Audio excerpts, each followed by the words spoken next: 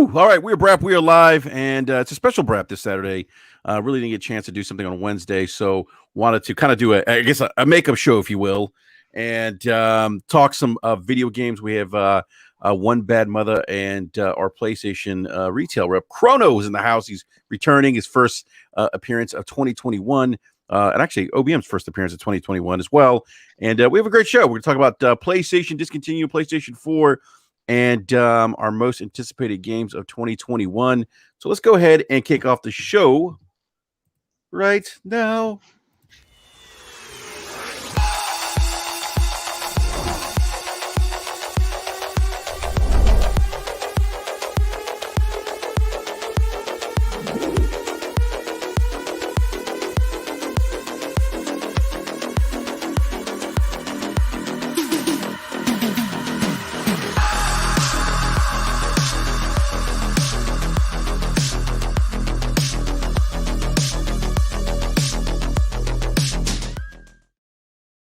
Happy New Year, everyone. 2021 has really kicked off like 2020.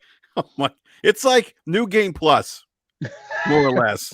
I mean, shit is crazy. And I literally mean shit is crazy. Like, yeah. Let me before we get to the introductions here, I just want to let me introduce our guests first. We have our PlayStation retail rep. The man who keeps Gaming Forte in check at GameStop while Forte pushes all things Microsoft products. We have Chrono in the house. Chrono, welcome back to BRAP, sir. Happy New Year to you. Happy New Year. Thank you for having me. And yeah, it's a shame Forte, couldn't be here, but I'll make sure to drop some reminders to him, that PlayStation needs to be moved up to the front of the store. I tell you, well, first we got to get the PlayStation back in the store. I mean, those things are hard to find. Like, it's crazy. they are. I don't even have access to buy them myself. So that's just crazy. And you work for Sony. It's like, I know. Wow. I tell you what, we'll get this later on, but great launch. Really, I mean, solid just launch by PlayStation. I mean, I can't be more happier with the games that launch with this console. It's just awesome. And I've seen, especially considering just how difficult the reality is, to manufacture as many and to actually have product ready that we did. It's absolutely amazing that we were able to accomplish it. So yeah, no, I'll speak to some of the conjecture about, Sony's not going to be able to launch. We'll get to that later on, because I kind of like poking fun at conspiracy theories and then but we also have One Bad Mother back in the house, or OBM. He is our industry insider. Right. Yeah. No, he's not. He's not an industry. I like teasing him because he's like, no, I'm not an industry insider. Stop saying that. We got OBM back in the house, man. With OBM, I love your Pulp Fiction avatar, by the way. It's really cool, man. I love it. Like, it's just, I don't know, man. Like, it's just really cool. It's just one of my favorite movies. One of my favorite Tarantino movies. It's a great movie. Definitely one of my top of all time. Yeah, it literally resurrected the career of one John Travolta. and then he went out and made, what was that? Battlefield Earth. That's the one. Oh, that was a terrible. That and Face Off. Those were like his worst movies. Have we ever seen a quicker comeback go to Tank than that?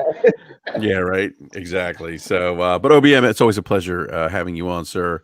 It's always a pleasure coming on. I appreciate you having me here, trying to balance out the ponies. I'm just kidding. Wow. Okay. Yeah, well, it's all right. OBM's like, hey, I'm a bot. That's cool, man. We got two ponies in the house.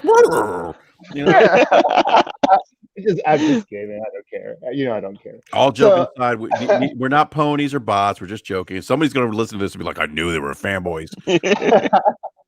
Do it. Yeah. By the way, big shout out to everyone in the live chat. Thank you for hanging out with us this Saturday morning. Hopefully you're having a great Saturday. But please, everyone, be safe. COVID is spreading pretty a lot. It's spreading like wildfire. Like, it's every week I'm coming across people that I'm close to that are catching this that are catching this now, and it's like, whoa. Like, my uncle, I think he's recovered now, but he had COVID. My cousins had COVID just recently. during the holidays. A couple of people on Twitter. Big shout out to good friend of ours, Mr. Badbit, from the Trophy Room podcast. He had COVID. He's recovered. Nintendo Guru, if you guys know him, he's a YouTube content creator. He was on a ventilator, and I think he's off the ventilator now. I haven't heard too much. I know that Badbit was doing some kind of drive to help him pay for his bills, medical bills, but just be careful. Oh, and then a former coworker of mine, her boyfriend, who is like, this guy like goes to gym, lifts weights. He's like, in his mid-50s, good shape, right? Goes to gym, lifts weights. He's in COVID he's in the hospital with pneumonia. Has had every symptom you can imagine related to COVID. It just, that's the part that I think scares me, is that you don't know how your body's going to react to it. Like you hear so many variations of symptoms and how people feel. And, I get it, probably statistically speaking, and maybe you might disagree or agree with me, guys, but most people probably get like mild symptoms, and probably going to be okay. But then you always hear those people who are seemingly healthy that just get it bad. It just doesn't make any sense. It's wild. So just everyone just be safe. That's really my point. Just wear your mask, right? As the governor of Maryland, Larry Hogan, put it, wear your damn mask. So, yeah, I don't understand why people aren't being excited about it, because you can get some really cool looking masks, I'm just like, oh, why don't you just add that to, just add color and flair to your life via your mask. Say something about your personality via your mask, Yeah, you'll never get a chance to wear a Hannibal Lecter mask again in public. Yeah, as a normal thing, let this be your day to shine. I want a PlayStation 5 greatness has arrived mask. That's what I want. Here we go. I also want a mask that says PCMR, by the way. I do have a mask that my home office gave me. It's just the simple PlayStation bug logo, but I get so many people that want that. I'm just like, yeah, sorry, man. It's unless you work for the company, you're not going to get one officially. So yeah. Hey, speaking of Gaming Forte, by the way, big shout out to our brother Gaming Forte. The live chat with the $2 super chat says Chrono is in the house. When you come in to visit me, it sounds like you need to go out there and visit our good buddy Forte. Forte, I love you, by the way. I wish I could just hug you right now, embrace you. No, hey, by the way, guys, if you guys haven't checked out the DPS podcast, Gaming Forte and Slow-Mo Backslaps channel, please check those guys out. They had a great show this past Thursday with our own BRAP's Eric Jackson, who was a guest. So definitely check them out. Go ahead. You were going to say something, Chrono, and then. Oh, no, I was just just feeling, thank you, Forte. Don't worry, I'll visit you soon.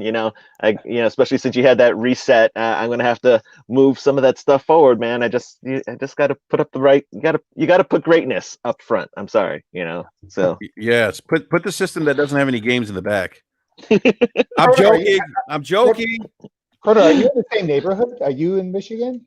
Yes. Oh, yeah. You are? His store is actually one of the stores I visit. Oh, so. Nice. Yeah, I'm over here in Chesterfield, so not. Okay. Yeah, about 15 minutes. Right. You guys are like in the same. You guys need to get together. And once we're allowed to. Yeah. Yeah. That's funny. It's like there's a bunch of people that you got Hogs not too far away, and I think Grubbs wasn't too far away. He's now in Colorado or something. But a lot of people from Michigan, even though it's just the most random state. We're not known for very much except for BRAP guests. No, you guys are known for the automobile industry. Come on, I'm kidding. You guys are known for the Detroit Lions. I don't know if it's a good thing or bad.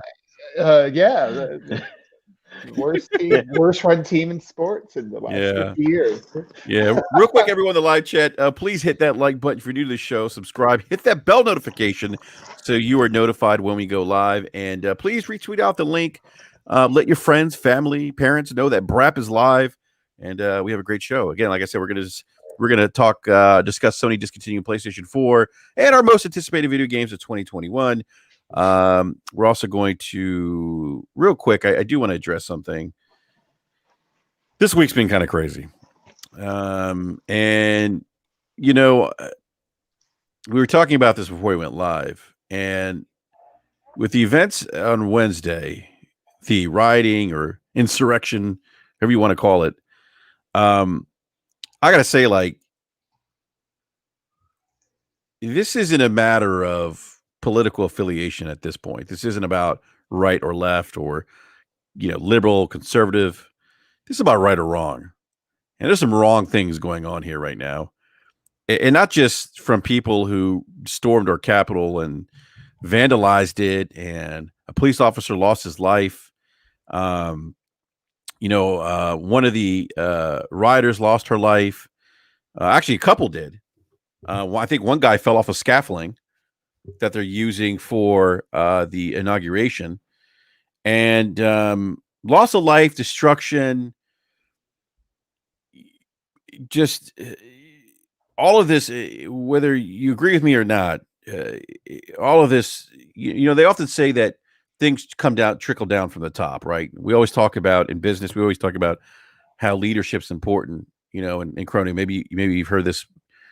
Being part of the great Sony camp, because greatness trickles down from the top. You like that, OBM, right? Hey, I'm kidding you. Yeah. Oh, yeah, we're on full pony today, man. I'm joking. I don't care. So, but seriously, like things come down from the top. Leadership matters. Leadership's important. And not that I'm trying to quote Joe Biden, but words do matter. Especially when you're in a leadership role, because people look to leaders for guidance, for motivation, for inspiration. Just as a president or leader can, provide hope, you best believe they can also incite violence too. And you can look at history. You could see leaders, autocrats, dictators. You could see examples of this where that's the case. And we have a situation now where we have someone in office who is the president of the United States and has done exactly that. And it's really unfortunate. Again, this isn't a right or left issue. If you're Republican, that's cool. If you're Democrat, that's cool. To me, and why I wanted to talk about this, because I just wanted to say that I'm seeing a lot of things on Twitter, and it's almost like this right versus left thing. And it's not. It's a right or wrong. You could be a Republican and say, you know what, I don't support that. I don't support that. And this. And I just want to say one more thing, and guys, feel free to chime in too as well. The president being banned from Twitter isn't a violation of the First Amendment, by the way. Let's just clear up that I'm seeing on Twitter right now. Like, it's not the First Amendment, as Chrono mentioned earlier before we went live, doesn't apply to private entities, as you explained earlier, Chrono. And I'm surprised that people don't know that, and it's being tossed around. So just want to clarify that. But yeah. And you can't yell fire in a crowded theater either. So I mean, yeah. No, you can't. There's actually a Supreme Court case about that, the OBM, where somebody actually did do that. People got hurt. He said, "Oh, my freedom of speech, though. Freedom of speech." No, it's not how that works. Right. So there's limitations on that, and in a way, that's kind of what's happened. Is we've kind of on a larger scale yelled fire in a crowded theater. So no, I think I don't have a whole lot to add, Enrique. We talked about it. I've like I said, the biggest feeling I have right now is just kind of like the sadness about it. And you talk about leadership. I do think that times we're living in, like, I think everybody's got to take somewhat of a leadership role, and you're right. Sometimes you just got to put the political stuff aside and what team you're on, and just focus on the values, and hopefully that's what kind of brings everybody back together, is by just focusing on some core values about kind of country you want to be in. But yeah, that's all I got to say, man. But otherwise, well said. Yeah, no, I appreciate it, OBM. Chrono, any thoughts, comments before we move on? Really the biggest thing is this. It also goes beyond a religious element, because so many people, call themselves Christians and whatnot. Christianity, religion, Muslim has nothing to do with it. It is just trying to be good people.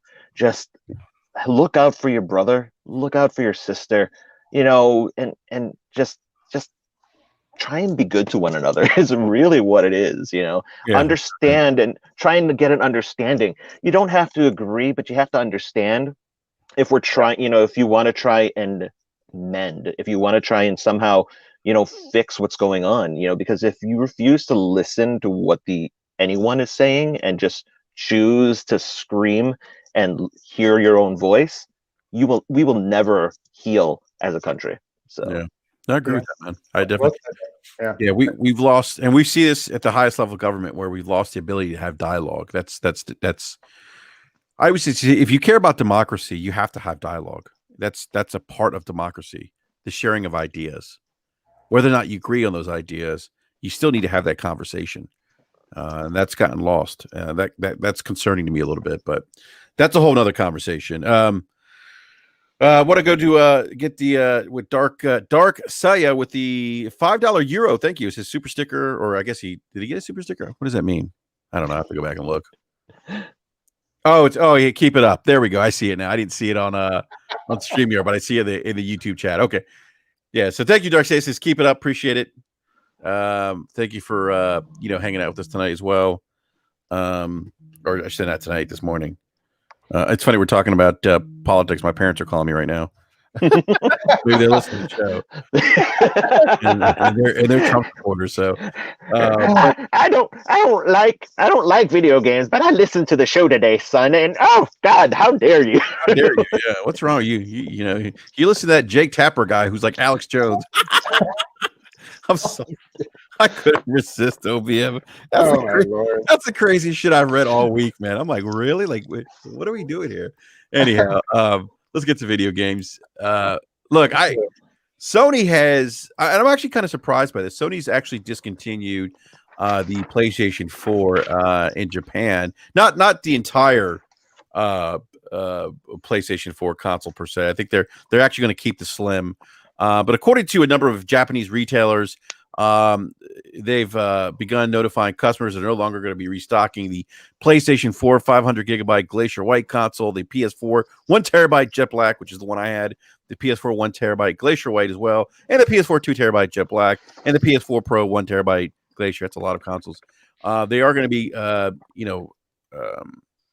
continuing with the PlayStation 4 Slim in Japan, but they're going to be eliminating the rest. And again, we don't know, how soon this is going to change here in the States or North America.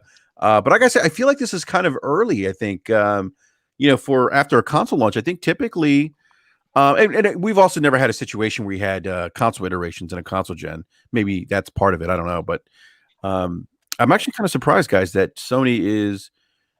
Maybe Japan makes sense because, like, the Japanese, like, I saw a lot of people saying, "Oh, Sony's PS5 is a failure in Japan, whatever." And I was like, "Well, yeah, but the Japanese really don't buy home consoles anymore. They primarily do mobile. Like that whole market's changed. Like, they game on their phones, the Nintendo Switch, stuff like that. Which is why I think Sony. I do think Sony, and I have a theory about this. I think Sony's going to bring back the Vita, but that's just my own BRAP conspiracy. I don't know if that's going to be true. Although, Corona, if you've heard anything, please enlighten us. I feel like it's too late for that. I feel like if you're going to be like, there's probably only room for one handheld, right? True handheld with the 5G coming in. People are, especially out east. They're further ahead than where we are with their internet infrastructure, and they can probably adapt to that a lot quicker than we can. And it's not always going to fit 100% of the situations, but I do think it's going to fit enough of the situations that there's not really room for another handheld. And I do wonder. I have to assume that Jim Ryan is probably trying to get ready to eventually, jump back in on or jump in that market through streaming at some point. It's not something they need to do like this year or next year, but that's just my speculation. But it's not based on any hard facts. Just kind of winging it. But you were mentioning them discontinuing it. Usually they don't. Usually they continue to sell their consoles for a couple of years. But I think we're in a different situation. There's just not enough manufacturing right now, so they have to decide. And I think they're making the right decision, just as anybody would. By trying to, if they have to choose one way or another because supply is short all around or manufacturing's down, then choosing to protect the future makes a lot more sense. Yeah. Well, a couple of things with that too. You're talking about manufacturing, and it's not surprising. PlayStation 5s are in huge demand. It's funny. I found out recently that between the PS4 and the PS5, there's actually some parts that are shared between the two in terms of from the manufacturing side, and so considering how scarce parts are, they need to figure out, well, does it make more sense to shift some of those parts to Hey, Chrono, is that your phone? that is, yeah. Jim Ryan's calling you. He's telling you not to pay more. Stop. But it's Chrono.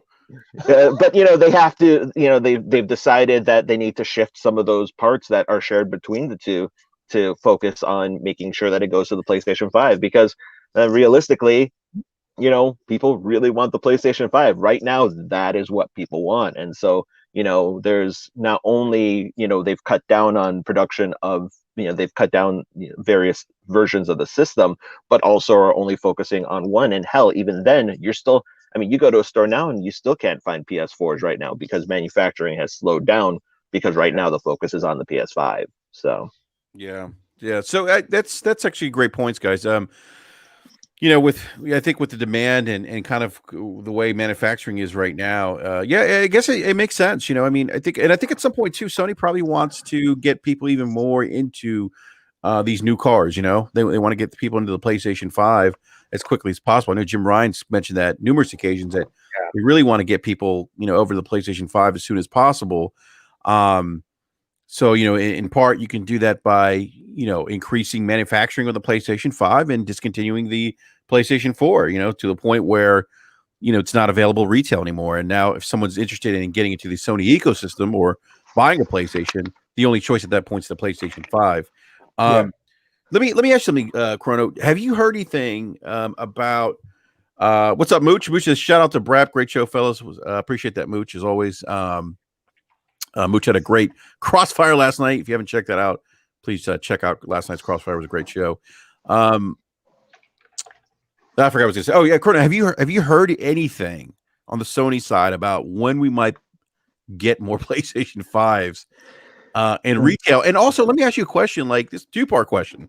Like, with the scalpers and everything buying up these, the bots buying up PlayStation 5s, is Sony kind of like upset about that? Because, that potentially takes some additional revenue away from them having these consoles sitting in someone's closet, where there's no user engagement, right? They're not buying games, things like that. Sony, have you heard anything about Sony's feelings towards that too? They are aware, and really it's hard for PlayStation. I mean, obviously we have our own PlayStation Direct where we sell directly to the consumers, but once we get the stock to the stores, it's really up to the stores to try and figure out ways to stop the scalpers. And kudos to Walmart, which is something I rarely ever say, but kudos to Walmart for that there's that story a few weeks back where they stopped some 20 million bots from buying stuff. I mean, it's just like they have a system in place, and hopefully they're doing their due diligence. Now, the good thing is, from what we have heard, is that despite the sheer number of scalpers and that the amounts that they've purchased, one of the good things that we have found is that there's actually been a good number of engagement. While it seems like at a glance it seems like there's a lot of people that are missing out because of scalpers, the reality is that they're getting into people's hands, because we are seeing a good number of engagement of actual new signups or people signing into the PS5. So they are getting it. You know, we would always love more that, you know, it actually gets in the hands of real people and, you know, without having to pay the exorbitant prices. But at the same time, it isn't as bad as it sounds, you know, which I don't want to dismiss it to be dismissive, but it isn't as bad as it actually we think it is. So, well, and that makes sense, Chrono, because like when you think about it, and not that I'm supporting, you know, scalpers or anything like that, but when you think about it, really all it's doing is adding a slight delay to those consoles getting in the hands. It's not like it's preventing them, because that's the whole point of scalping is to resell it and try to resell it while it's, you know, while it's at peak value, and then you're getting them into the hands of the most enthusiastic customers who, I guess if you're going to pay $1,000 for, you know, if you're going to pay double for that, you're probably going to be buying a lot of games too, right? So and on top of that, let's be also, I mean, if I want to be a cynical, you know, company shill, the reality is that someone scalpers bought it. That still means that PlayStation made their money, you know, in the grand scheme of things, because they did have to pay money for it. So, you know, they were purchased. It's still going to the PlayStation's bottom line is really what it is if we're being realistic about things. So real quick, Chrono. So you're saying that obviously it sounds like there's some impact for having these consoles like sitting in someone's closet, right? But what you're saying is that based on the numbers that you've seen or heard or whatever, you know, you being a PlayStation retail rep, that you're seeing some really good engagement numbers. Like you said, like despite all that, we're seeing good engagement numbers. This thing is definitely in the hands of people, a lot of people, and we're kind of happy with where we're at. Would you say that's kind of a fair interpretation or understanding of what at least my understanding of what you said? Yes. And again, we wish that the scalping situation isn't happening. And, you know, obviously we are going to do our best to up manufacturing so that there are going to be systems available for people to pick up. But it isn't as egregious as, you know, we think it is, because it is getting eventually into the hands of people. Yeah. And you know, and people are buying it and people are playing it. So, and that's, you know, in the end, that is the kind of customers we're looking for, those people that are going to stay in our ecosystem. So, yeah. Let me ask you another question, Chrono. So when are we going to see PlayStation 5s in the stores? I mean, it's, you know, obviously it's the hot item right now. Again, it's not I got to preface this because I know someone's going to listen to this later on and be upset. Up on my Xbox Series X. You know, look, this isn't a knock against the Xbox Series X. Don't worry, I'll call out Enrique for being a pony later. So. Yeah, he will. He'll be like, stop being a pony, man. You got to be more in the middle, you know. You're the host. You need to play straight down the middle, man. What's wrong with you? Oh, I'm talking PlayStation now. Like, I lost my train of thought now because I'm thinking about Arnold Schwarzenegger. You were asking when are we going to see more back in the store? Yeah. I mean, it's in the. You know, it's funny. I'm actually, again, this is totally anecdotal, so don't take this as like the gospel. But I have friends that were in the Xbox ecosystem this generation, and you know what they want? They want PlayStation 5. It's really interesting. Like, I want a PS5 now. I'm like, really? You had Xbox? Oh no, I want a PlayStation 5. I want to switch over. Okay. It's, you know, I wish. I mean, I think one of the biggest problems that we have right now is that retailers aren't stocking them on stores. They're only doing the online thing, which is, of course, is what also is bringing the scalping situation up. But is that COVID driven though, where they want to keep people out of the stores? That was the original intent, like for launch and within the first month or so. The goal was we didn't want people to crowd and surround the stores, you know, especially once they found out that stock came in. We didn't want that on our conscience, is basically what it was. And so, you know, we worked with our retailer partners to basically say, okay, you let people know when it's going to be available, you throw it up on the website. And, you know, because really from what I've noticed, what's been happening is that customers can pick it up at the store. They just can't actually go into the store and buy it. So they'd have to go online and order it online, and then they could pick it up at store if it's available. Now, there are some retailers that decided to go against that, you know, again, not going to say which company that begins with a W, but Walmart.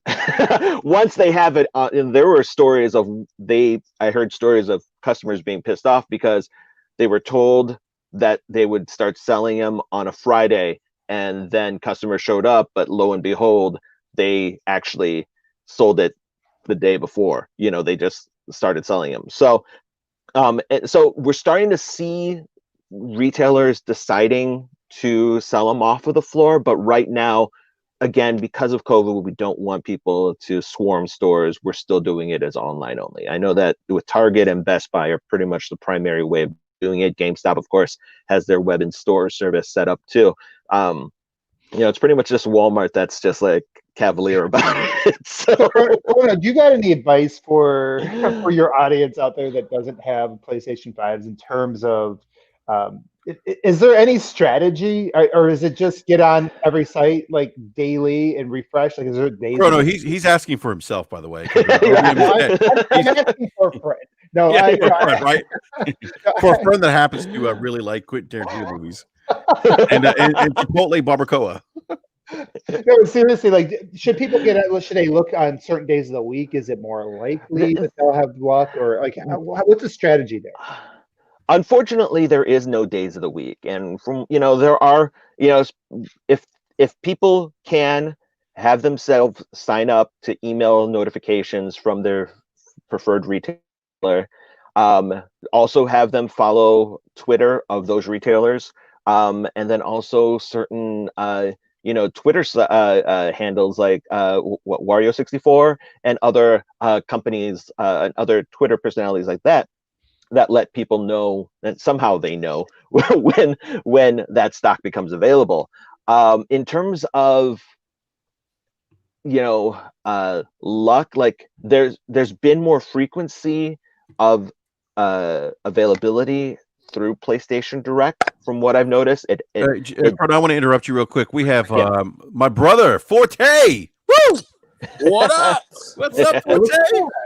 I just came from a bank run, and I was like, store doesn't open for a minute. I'm just writing the schedule, so I guess I could pop in here for like 10 minutes. I love it, Forte. Hey, Forte, I love your Kratos. Was that a keychain? What is that? That's a pop figure, sir. I love that. I'm nice. I might have to scoop that up, man. That's actually pretty odd. I like that. Oh, I have more. Yes, I'm gonna have to go to my local GameStop, man. But no, Forte, man, dude, I feel like I haven't talked to you forever, man. So thanks for hopping in and hanging out with us for a few minutes. Appreciate it. Yeah, no problem. You got the Michigan connection in here, right? Yeah, right. I call you guys normally it's all DMV people. They're facts. I call you guys the Michigan Mafia. I got the Michigan Mafia in here. Well, we are a family. Yeah, exactly. Exactly. Yeah. It's funny. Like OBM's like, oh, Crony, you're in Michigan too, and like he's like, yeah. So yeah, you guys when it's safe, you guys need to meet up. Maybe we definitely need to do that. Yeah, maybe do a little barbecue or something. When the weather's nice, maybe catch a Lions game. We'll skip the line. Unless we're just all going to come together just to be Tigers game, just to make out in the enclosed building because this virus ain't going nowhere. Yeah, no, it's oh man. Yeah, that's a good idea. Forte, go to Tigers game. At least you're open stadium, right? Open air. Exactly. Yeah. So go ahead, Chrono. Finish what you were saying, man. About kind of. So from be looking out for, and from what I've noticed in terms of how frequent it's been getting restocked, PlayStation Direct likes to have random drops, but it seems more frequent than some retailers. That would probably be one of your best bets if you don't want to sign up for any of those notifications and stuff like that. Just check on the daily on PlayStation Direct. Will probably be your best bet for a chance. So and that's pretty much it. It's unfortunately right now just a crapshoot right now. So is it a crapshoot now? It is. It's once we make those systems, we ship them out to the stores that to the various retail partners, and it's up to those partners to decide how that gets distributed. So now I will agree with you that it is not easy to get one, but we all know when it comes to things that you want, you got to put hard work into getting those things. Oh, no doubt. I mean, everyone wants to, they Because- want to make it easy, and it's not. So Yeah, it's not easy, but if you want one, you can get one. Like Yeah. Wait, can I really? Okay, I've been like I've been like, well, I'm not getting one till the summer, so I haven't even. Well, see, been that's trying. the thing. You're not trying to get one. Like if you're not, physically exerting wanting to get one, which is kind of ridiculous, but that's where we're at right now. You're not going to get one. But if you actually put the work in to try to get one, everybody that I told to do certain things to get one, they have gotten one within a week. Because it's like you just follow the certain, like Chronos just said, follow certain Twitter accounts, follow all the social medias. I said, if you're doing that, you're already ahead of 70% of the people that aren't doing that, and you're going to drastically increase your thing. And like I tell them, like PlayStation Direct is the most reliable because they're consistently doing drops at least once a week. Walmart is for some reason every other weekend doing them in store, which is kind of crazy, but going against what everybody else wants. And the other retailers, like Chrono said, you can order online and pick up at store. I think the only one you can't do that at is us, because ours is just directly shipped to you. Outside of the times where they have them come into the store and we just order it through our web service and then ship them out to them. But everywhere else, like that though. Forte, quick question for you. Are you guys getting more PlayStation 5s in store, or is it only going to be online? Oh, bro, they only been in store twice. Okay. So if you got two consoles to trade, then what's the strategy? So that's why I've been assuming I'm waiting for the summer, because I'm not trying to hit up every store. I need to go to GameStop and trade in my last gen systems. Two of them. You could do that now if they like. Okay, so they did a drop about 3 weeks ago where you could come into the store and order it through the website, and then if you was to trade your stuff in, then you can still use that trade credit to go towards it. So there's ways to do it. You're just going to put out a system for a minute until the new one gets there. Yeah, but the thing is, you're not going to find, like, if I had to guess, you're not going to be able to comfortably walk into a store until April, if not June. Okay. To get them on a consistent basis. And that's if this whole situation kind of makes a drastic turn, which as of right now, cases and stuff are going down, but they're kind of just staying at their regular levels. They're not decreasing, they're not really increasing.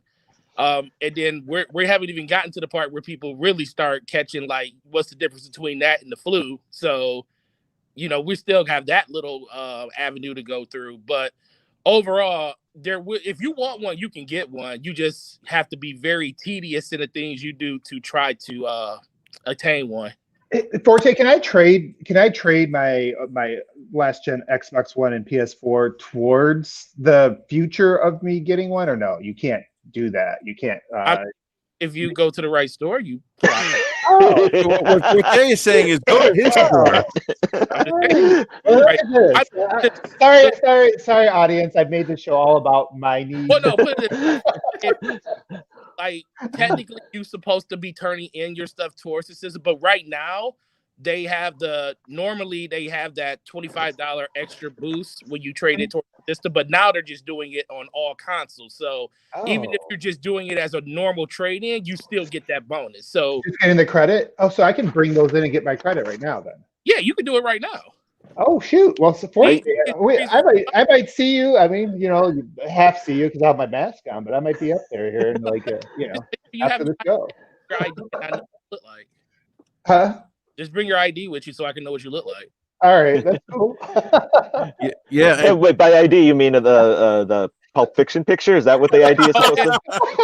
Pulp Fiction picture. I do need this picture out of that, just so Forte can recognize me. Yeah, you need an ID that says "one bad mother." I do.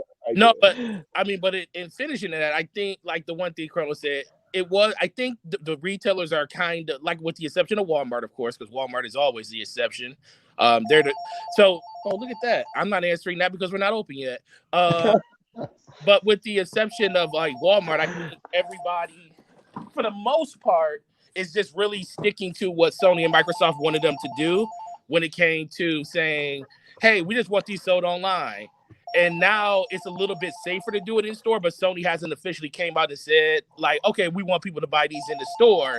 So retailers are just sticking with that same mantra until either their the situation changes. But let's be for real, it's easier to sell these things online as bundles and stuff, and they make more money. They don't have to really right trying to have their associates trying to push that stuff, because if you put these up as a bundle, they're selling. Yeah. All right. So, and your bundles, from what I see, every time I get like a notification that like GameStop's getting like a bundle of PlayStation 5, every time I go online, they're sold out like right away. Well, they're not as egregious as they used to be either. Yeah, that's true. A lot better now. Yeah, they're a lot better. Yeah. So that's good to know, Forte, that that you can still get them. You got to just put it in the work. It sounds like you got to put in the legwork, to get this console. But OBM, I would suggest then that you go out and see Forte here, and I have some action items after this show, and man. So that's good to know. But I got to just make sure I do all my saves right, like people back up those files. Yeah, so definitely do that. Yeah, I don't even know how that works exactly. I'll look it up. Is that what you're trying to get, a PlayStation? Yeah. I got my Series X. So yeah, I'm just trying to trade in my old systems towards the digital. You got PlayStation Plus, don't you?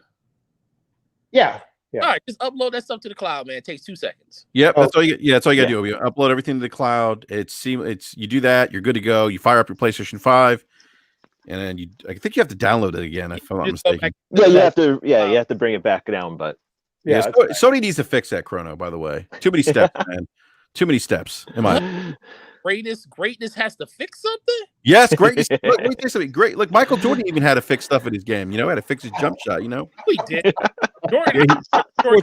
Michael Jordan did not have that nasty jump shot his entire career. I don't remember Jordan ever missing a shot, sir. I do. Early on in his career. That's why he used to get beaten up by the Pistons. Remember that? That's why he developed that jump shot. Yeah, he had to develop the jump shot so he didn't get hammered at the rim. No, to get clotheslined by Bill Laimbeer every time. Bill Laimbeer used to give him a stone cold stunner, man. It was ruthless. Yeah, we were. Yeah. Well, I stuff to do, so I just hello. Thanks for that PSA though, Forte. I appreciate it, man. Oh yeah, you're very welcome, sir. Forte, can I say something real quick, man? You love me? I do love you. No, seriously, you do so much great for the community, man. Just being like super positive and like trying to help people out, man. Like you helped me out with the The Last of Us Part 2 collector's edition, man. And that's awesome that you kind of help OBM out here, man. Because I've been talking to him behind the scenes a lot. He's like, man, I can't get my hands on a PlayStation 5. So definitely appreciate it, Forte, man. Always good looking out, man. Oh wait. Well, I guess I'll give. All right, so there is an opportunity. I don't know. There's an opportunity in the next 2. So wait, you cut out. Wait, cut out. Ryan sabotaged it. There may be an opportunity. I can't say if it's going to happen and what it's going to be, but be ready. And within 2 weeks from today, be ready, because there might be an opportunity to be able to acquire a system. It could be. I don't know if that's what it's going to be, though. All right. Cool. I'll keep you in the Yeah. Well, I really do hope you get a PS5, because it's greatness, man. Greatness. I'm having a lot of fun with it, but no, I'm looking forward to having both systems this generation. It's going to be a great generation all around. So yeah, I want to have both options available. Yeah, Forte, I do have one request, sir. Okay, boy. All right, what is it? I need some help with Destiny, man. What? Yeah, we do. Yeah. Destiny, you trying to come back? I've been playing with OBM and the move. Yeah. What, PC? No, Xbox. And every 2 days, I might get some boots that are like 1 point above what I've had. But all you got to do is do the player's call, and I'm there. All right, cool. I'll certainly will, man. Because I haven't done a raid in a long time, and like OBM hasn't done one in a long time, and I've never done one. Oh, you never done? Jews jump in there with the iron, get in there with us. we always running it. I mean, I saw at the beginning what a part of a raid looks like, but that wasn't really me. Oh yeah, that's right. Yeah, well, but he was like, "How did I get in here?" I accepted somebody like the invite that went out to the party, but I was like, everybody's like, look, it's like we got a level 10 trying to do a raid. I'm like, and I'm sitting there listening to them talk. I'm like, really? Well, I wonder who that fool is. We're at the final boss, and he's sitting there looking like la la la. Then he's like, "Wait a minute, where am I?" And we was talking about raid strats. We was like, "What's he said? I can't join." We said, "Your party's full," and it was like, "Oh, one bad's in here." He's like, "What? Where am I?" He was sitting there trying to figure out how to leave the fire team for like 5 minutes. Hilarious. That was like Too funny. No, but you guys have a great rest of the show. You too, Forte. Just wanted to stop in and say hi. Chronos, where first of all? No. People are fighting for that. I'm gonna need you to stop posting this stuff on your Facebook page every time you get people from Sony then. No. I mean, because everyone's fighting for that stuff. No, We're gonna keep that. Listen, I'll talk to you. I'll give you a call later. We'll talk about this on a. That's funny, man. Forte, you have a great day, sir. Appreciate you coming through, man. No problem, guys. Y'all have a good day. all right. That's the great gaming Forte. Please check out DSP podcast with him and Slow Mo Backslap on either one of their channels. You can check them out YouTube, Gaming Forte and Slow Mo Backslap on YouTube. And Forte is also a part of BRAP every Wednesday at 9 p.m. Eastern Standard Time. So thank you, Forte, for joining us for a little bit while you're at work. Certainly appreciate it, sir. I forgot where we're at now. We're talking about. No, I forgot. Oh, PlayStation. Yeah, PlayStation. And yeah. So I do have another question for you, Chronos, since you're here. Look, I said this before we went live. I gotta say, like, PlayStation 5 launch has been just awesome. I think to me, it's probably their best launch, in my opinion. In terms of content, like Miles Morales is just a lot of people forget how the PlayStation 4 launched. It launched with nothing. The PlayStation 4 launched with a shit ton of indie titles. So and a lot of people forget that. A lot of people remember. A lot of people like the Xbox One had so many better games at launch than the PlayStation 4 did. It wasn't until a few months down the line that we finally found our footing. But yeah, a lot of people forget that. The PS5 came out with some really good games that, despite the fact that they were available also on the PS4, does not change the fact that they were really, really good games in general. So, I mean, like, I platinum Miles Morales. I don't tend to finish my games like that. I was willing to play that game twice just to, just because the game was so fantastic, we came out with some really good stuff. Dark Souls, apparently, Demon Souls, people are loving the shit out of that game. So I don't know if I'd ever touch that one because I don't want to frustrate the hell out of myself, but that's the reason I want the PS5. Well, yeah, I mean, it's I beat Demon Souls and it's such a great game. I mean, I can't even even tell you how, like, it's one of those games I'm always going to remember at a console launch. And put up that right there with Halo. I'm not saying it has the same impact on the industry as Halo did when Halo launched the OG Xbox. What I'm saying in terms of just that wow factor for me, and just the, like, if there's a title that stands out for me at launch, that's going to be it. A Demon Souls and even Miles Morales, although it's on PlayStation 4, Sony still incorporated next generation features into that game. Utilizing haptic feedback with DualSense. They have a ray tracing performance mode now, which I'm playing, which is just wow. 60 FPS, some ray tracing elements to the game. And Miles is it's a solid. I actually like him better than the Peter Parker Spider-Man game that came out for PlayStation 4 a couple years ago. I mean, between that and Spider-Man Into the Spider-Verse, like Miles is quickly becoming one of my favorite characters. And the thing is too, that dual sense, and you're hearing a lot of people talk about just how transformative it is. I've been playing, because obviously right now there aren't many PlayStation 5 titles out there. So I've been playing a bunch of PS4 games, and the fact that, I'm not getting those adaptive triggers, on PS4 games, really, I'm just like, man, it really does change the experience. It just like it feels like something is missing by not having those adaptive triggers. Right now I'm playing Batman Arkham City because I've never finished it before. And I'm just like, man, this would be so much more interesting if there was something more tactile happening with the controller for me. So yeah, I that's actually a great point, because you get used to the haptic feedback when you're playing those games. And then when you don't have it, it's just kind of like, oh, wait a minute, like you almost anticipate it, and then when it doesn't happen, you're like, oh, like, oh, yeah, okay. it's like, it's not a bad game. It's just like, oh, it just feels sort of, just something's missing. Yeah.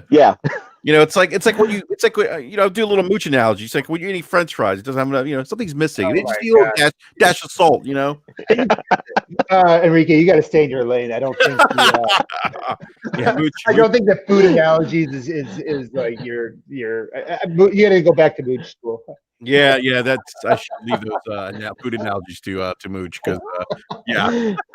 But no, you get my point though. It's like something's missing. So, but I just and the other thing too is that with the launch of the PlayStation 5, there's some good games that have really surprised some people. Like, we joke around about Bugsnax, but apparently Bugsnax isn't an entirely bad game from the feedback that I'm hearing from people who've actually played it. Like, I know Code was like, I can't, like Optimus Code. Big shout out to Optimus Code, by the way.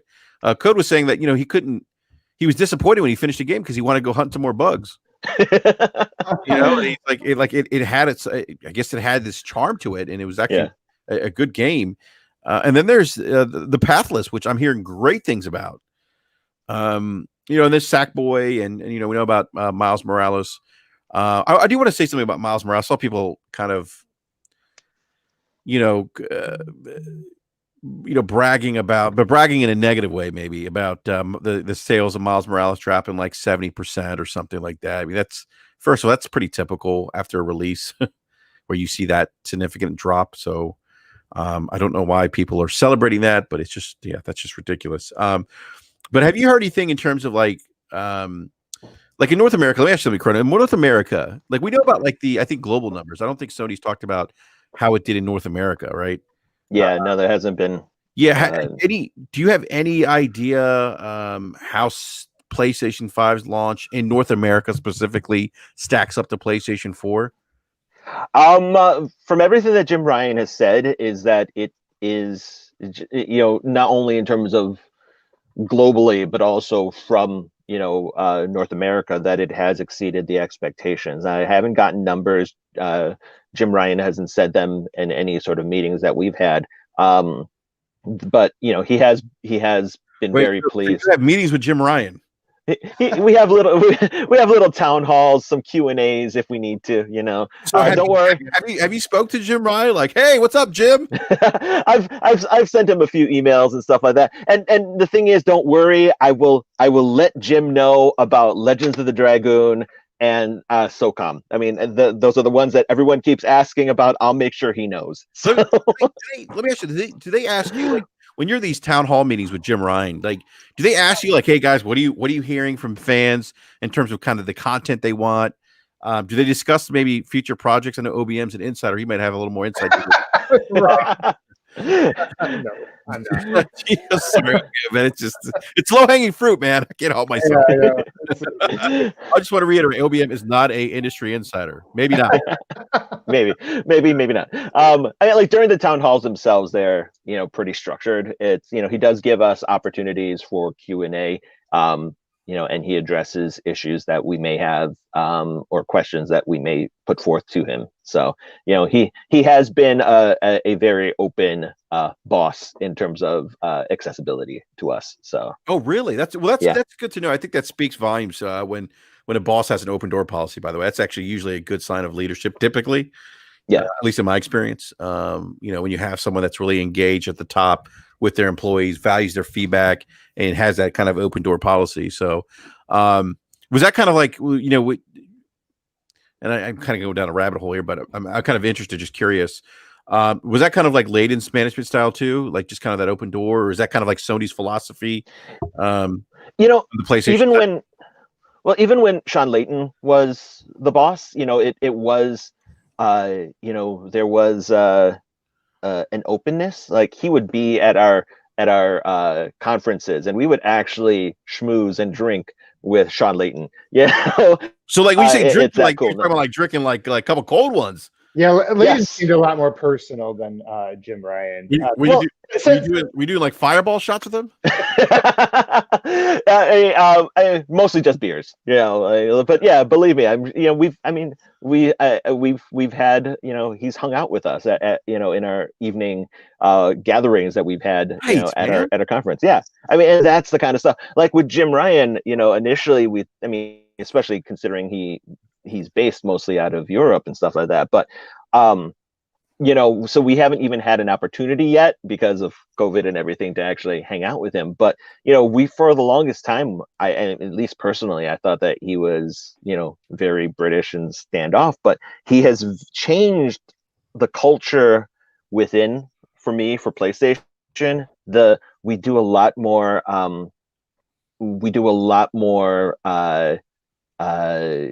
community stuff. Make-A-Wish is a big thing that we are behind in terms of support. You guys need to make a wish for people to get PlayStation 5s. That's be the next Make-A-Wish.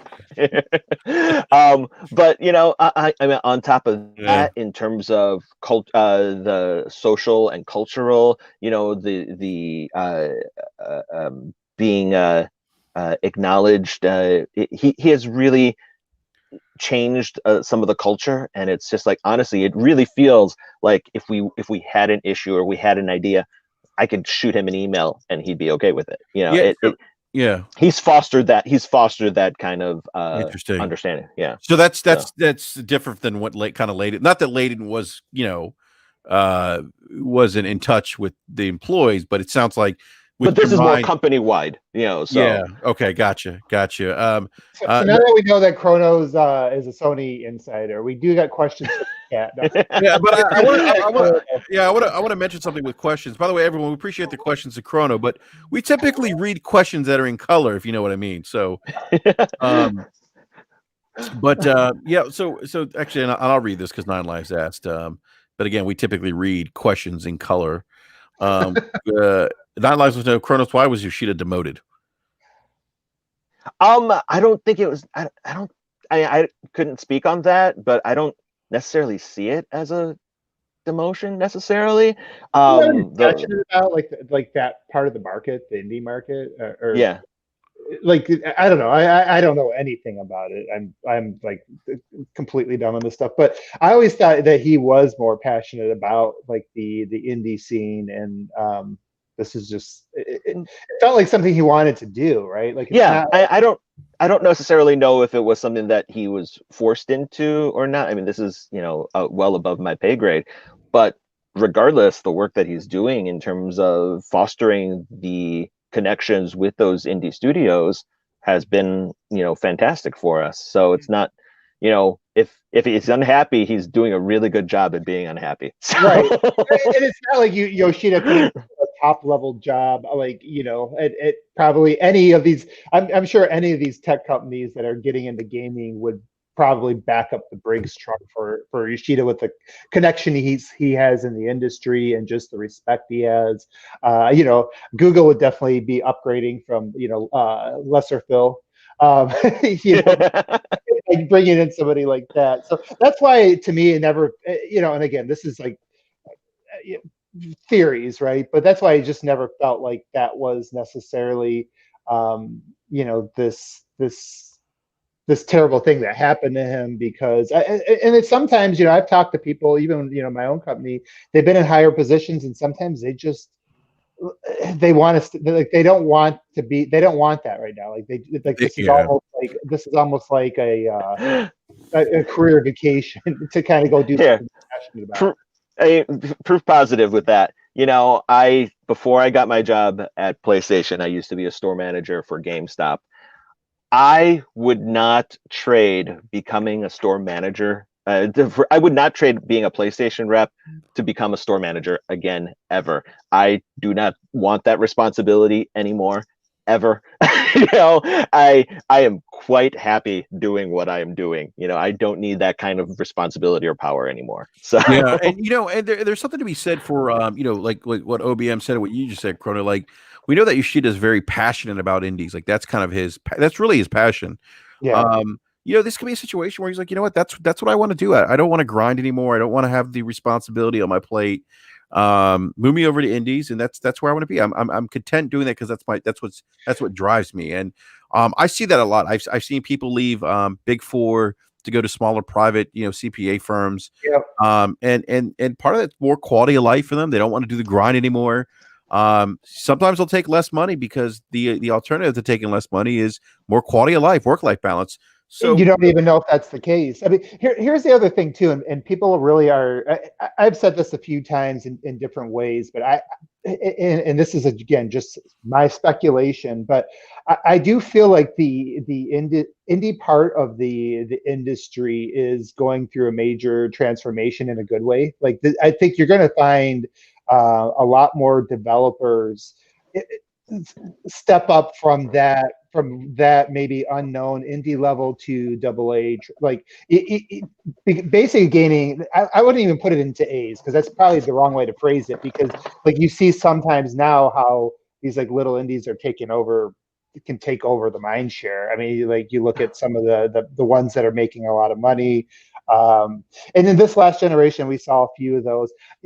From what I've heard, from like some developers, is that like with the way the tools are improving, and I'm not just talking about like, because a lot of times when we talk about tools, people are thinking about the early generation SDK, GDK, whatever. But like just like from the APIs like Unreal, and like the accessibility of some of like the game engines, just the stuff that they do now that they could have. I saw one developer told me, like, there's things. Oh, see, one developer told me. You hear that, guys? Here we go. I'm not an insider. Wait, when you say one developer told me, this is why. No. I just ask questions. You can Because I ask questions. You can go find them in forums and Discord. Yeah, go ahead, man. But anyways, and online, they're just people. They're out there gaming just like us.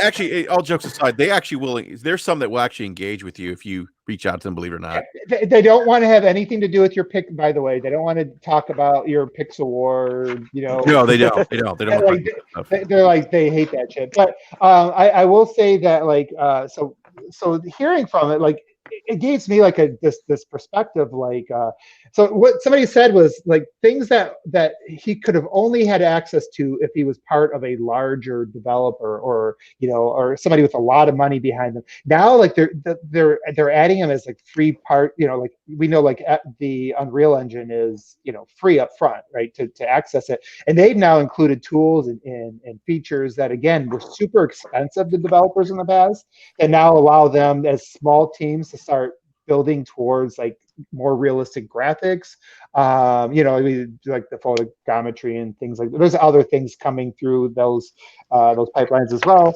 And so like you start thinking about like how there's a lot more developers entering the industry than ever before. The tools are getting better. It's like kind of democratizing the system. So now developers all around the world can, like, you can form a garage band of developers from different parts of the world. They don't even have to have a building, and they can start building games together.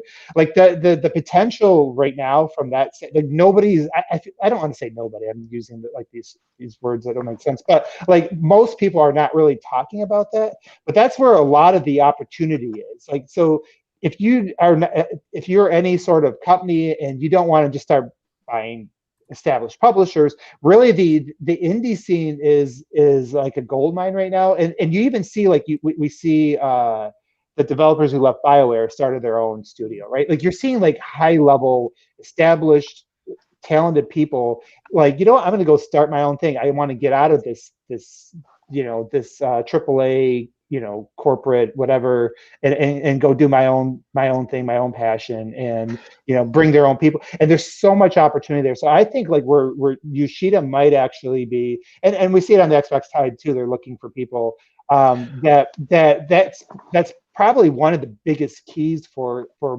everybody, not just Sony, but for everybody. And so he could be like one of their secret weapons with all the contacts he has, the passion he has, his ability to recognize talent. So that's, I do think that that's actually probably one of Sony's biggest strengths is Yoshida in that area. And that's just my opinion, but that just kind of, when I hear that other stuff, that's a great point. Yeah, that's kind of what I think of. That's actually a great point. One Bad Mother, because I think sometimes people don't give indies enough credit.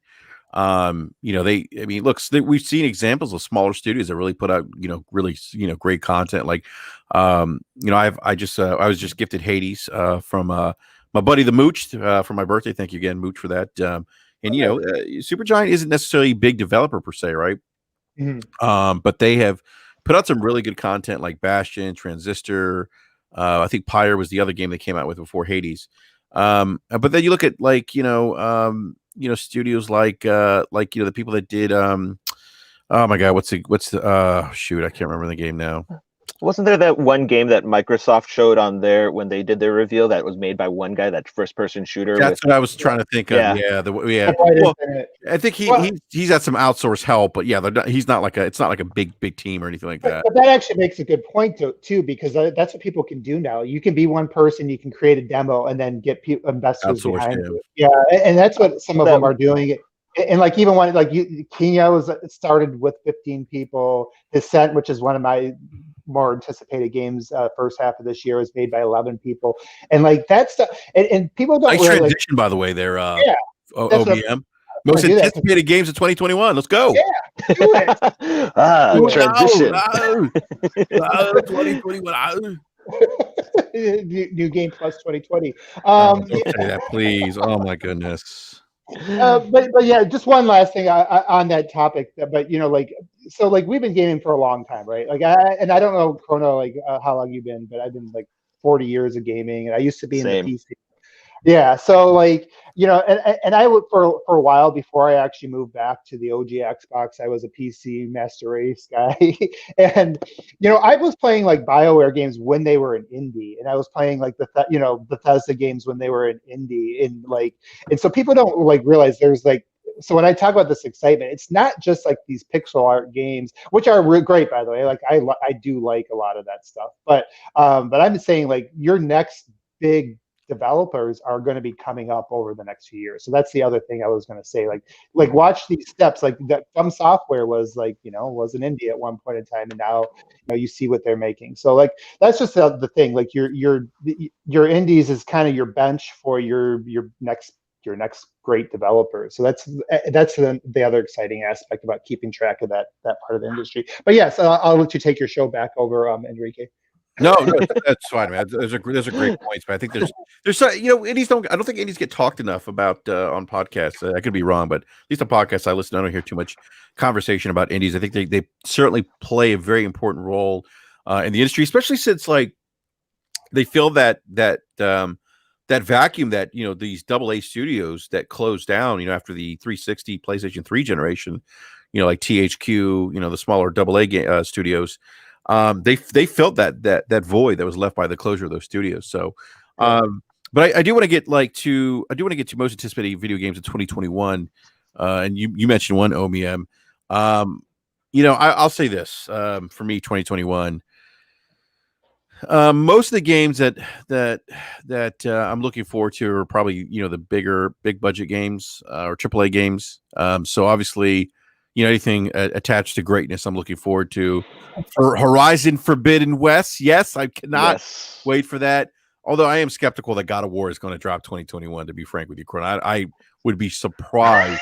It's very it's an aggressive. I could be wrong though. I mean, unless they surprise us and show us that it's further along than we actually think it is, I don't think it's coming out this year either. So, what if it's like a Miles Morales? Like, I still think that maybe it could be, like it's a could be type of thing, and then you could see it come out because like they have like they're doing like Insomniac, and they have one team working on that, maybe not full sequel, while they have maybe another team working on the foundation for the true sequel coming out in a few years or something. I don't know. I'm just speculating. I didn't know. I want to see if I could get anything out of the Sony insider. No, I mean, it'll be very interesting to how much of what the work they've done before, how much of it is being used again, what assets are being used, how much easier will it be now that they had the foundation built from the first God of War. Right. And will that help? I mean, really the only thing that will be stopping them is how grandiose their vision is in terms of the storytelling. So, and that might be the only thing that'd be keeping them back or preventing them from releasing this year. So, yeah, and and then Ratchet and Clank would be one for me. Kenna Bridge of Spirits is another one. It's on PlayStation. I feel like I'm missing some other PlayStation titles, but for me, PlayStation's got they got a pretty stacked deck, I think, in terms of first party offerings for 2021. Though I do often wonder, though, Chrono, I got to be just keep it real here, as they say. Like, do they kind of like what are they going to have after 2021? Like, are they going to it's great. Are we going to blow our load right now? Yeah, they're gonna. Is it going to be dry after that? Because that's going to be interesting. Like, that's why I'm not sure God of War makes it 2021, because it's like, well, after 2021, what do you have? Like, what else do you have? Lined up that's really going to get people excited? Because I mean, don't get me wrong, I'm not complaining about having all these great games year 2 into the console gen, but then I often wonder, well, are they kind of showing all their cards at once?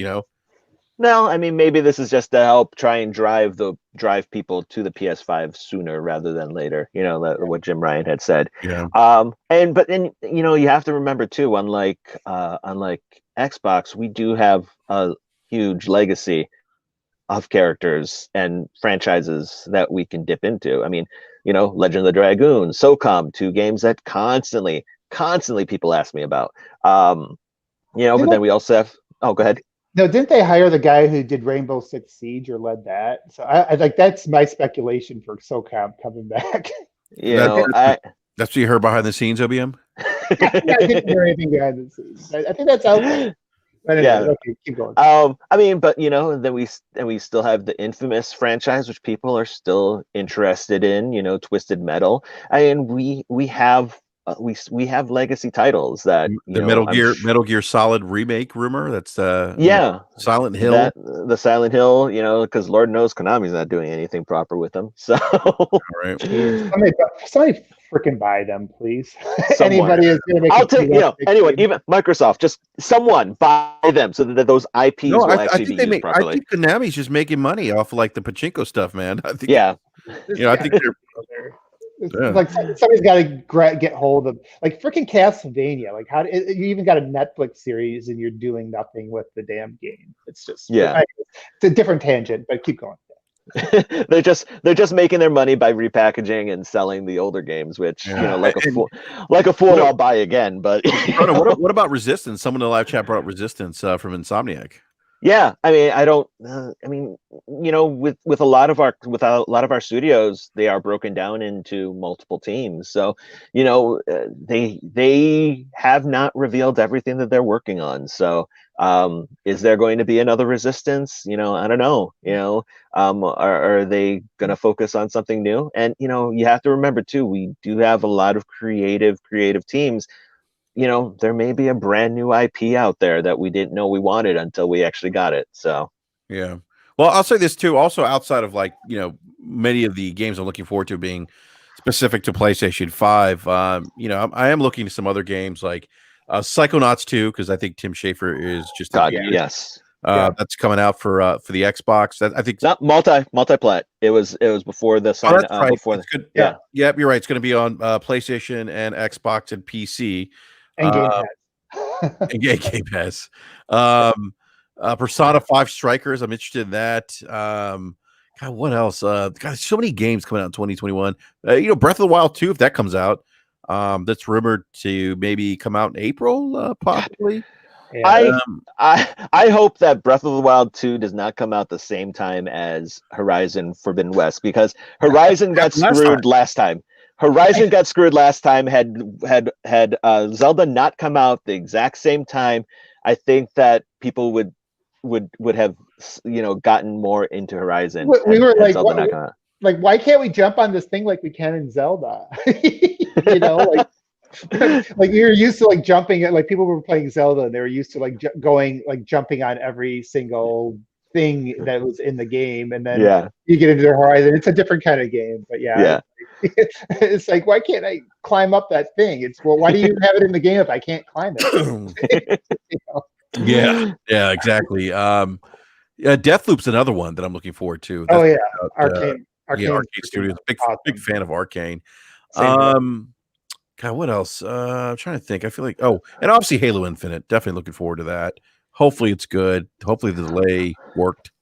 I really want Microsoft to give us a better clue of what the studios have planned. Aside from the obvious ones, aside from the Forza and the Halos, they've got some really good studios, and they have not.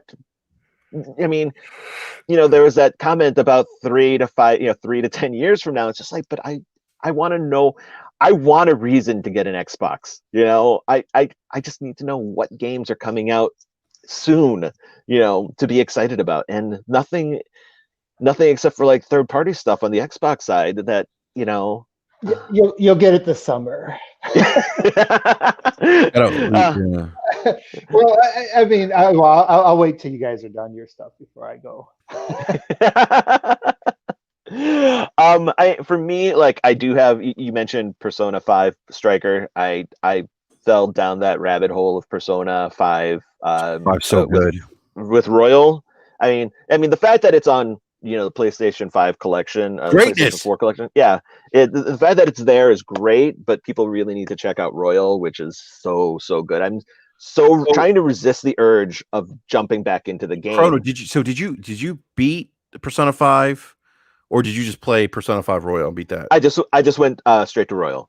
Okay, yeah, I beat Persona 5. I have the Royal collector's edition, but I haven't played it because I don't want to go down that rabbit hole right now.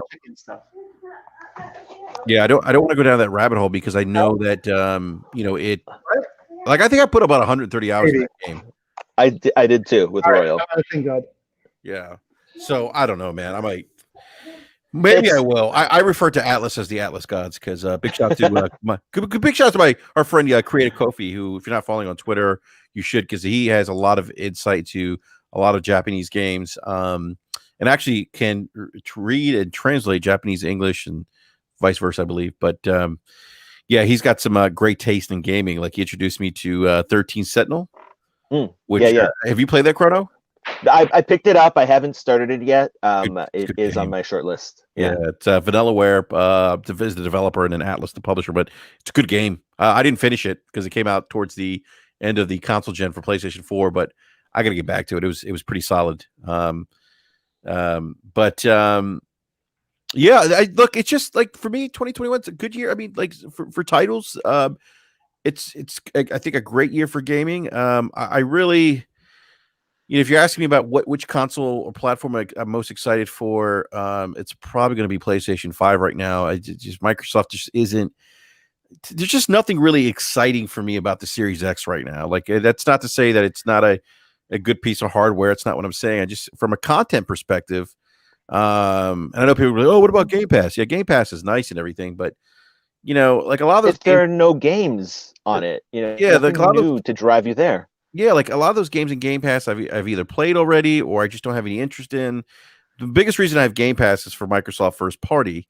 And I'm not, Halo Infinite and Psychonauts, are probably the two things that I'm interested in on the Xbox. But for the most part, I'm not as excited for the Series X in 2021 as I am for the PlayStation 5. And even Nintendo Switch, I put Nintendo Switch 2. I put PlayStation 5 1, Switch 2, and then Series X 3. But that could change. I mean, obviously they like you said, like you want to see what these studios are working on. At the very least 2021, I like to see what Microsoft, has up their sleeves with some of these new studio acquisitions, because some of these studios are super talented. Or at least partnerships with third party, because that's a good point.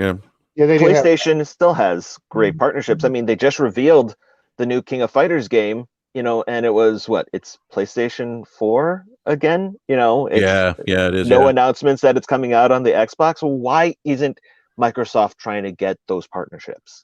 Well, so one thing I will say, and I actually, Enrique, I talked to you about this too, when we've been playing Destiny and try to do that little grind, but they started investing in late 2017 and probably didn't start to even get the wheels in motion to 2018. So, games do take 3 to 5 years to make. And really, when you start looking at, big new things, they take even longer sometimes. So there was expectations in this last summer that they were going to be showing a lot more, especially from a second party budget standpoint, which they do have a lot of partnerships. They've been investing a lot in that stuff. So I will, and I know, like, from our in our little bubble here, where we've been like, wait for the next E3. When you say that to people, like it's almost a meme, but I really do. I really do expect that this is the E3 where they'll finally be able to pull back the curtains and stuff, especially like what we've heard from developers regarding like the tools and things like that. When you compile the COVID thing with the tools they've had, they haven't really been able. The games haven't been ready to show, and we saw that with Halo, which was the game that's the longest in development for them. So they just weren't ready in 2020. I do think that we're going to see a lot. We're going to see a lot of stuff pulled back this year, and again, takes me to some of the things that that I'm excited about. Obviously Halo is the entire reason I actually even came to the system. I told you I was PC Master Race at the time. I wasn't supposed to buy anything. You need to come back. That's problem is you fuckers are cheaters. But anyway, slander, sir. That's slander. Okay, I will say, Enrique. I will say this. Especially since I can take a lot of my stuff from a lot of my saves and Game Pass and everything right over to PC, and I do dabble in PC. I have a mid PC, not a gaming PC, not a high-end one. But if they eventually can figure out how to control the cheating and still let me use a controller matched up against enough people with controllers, and like if they can figure out how to do all that stuff, then I'll probably consider switching back over. But man, it sucks if you like to play with your first person shooters with a controller and do multiplayer. PC is not fun. So for me, that's speaking for me. But anyways, yeah, I heard, like Nylon said, I signed that Xbox contract, maybe. But yeah, so like I was over on the PC Master Race, and I wasn't supposed to even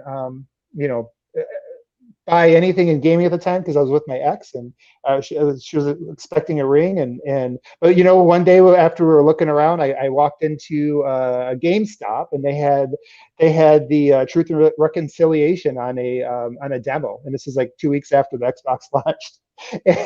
And then lo and behold, would you know it, she came home like one day, like a couple days later, and I was like, hey, guess what? My parents bought me an early birthday present, which is a lie. And that's probably why we're in this situation. But that was a bad foundation. But anyways, my point is Halo's always been like the reason why I'm on the platform.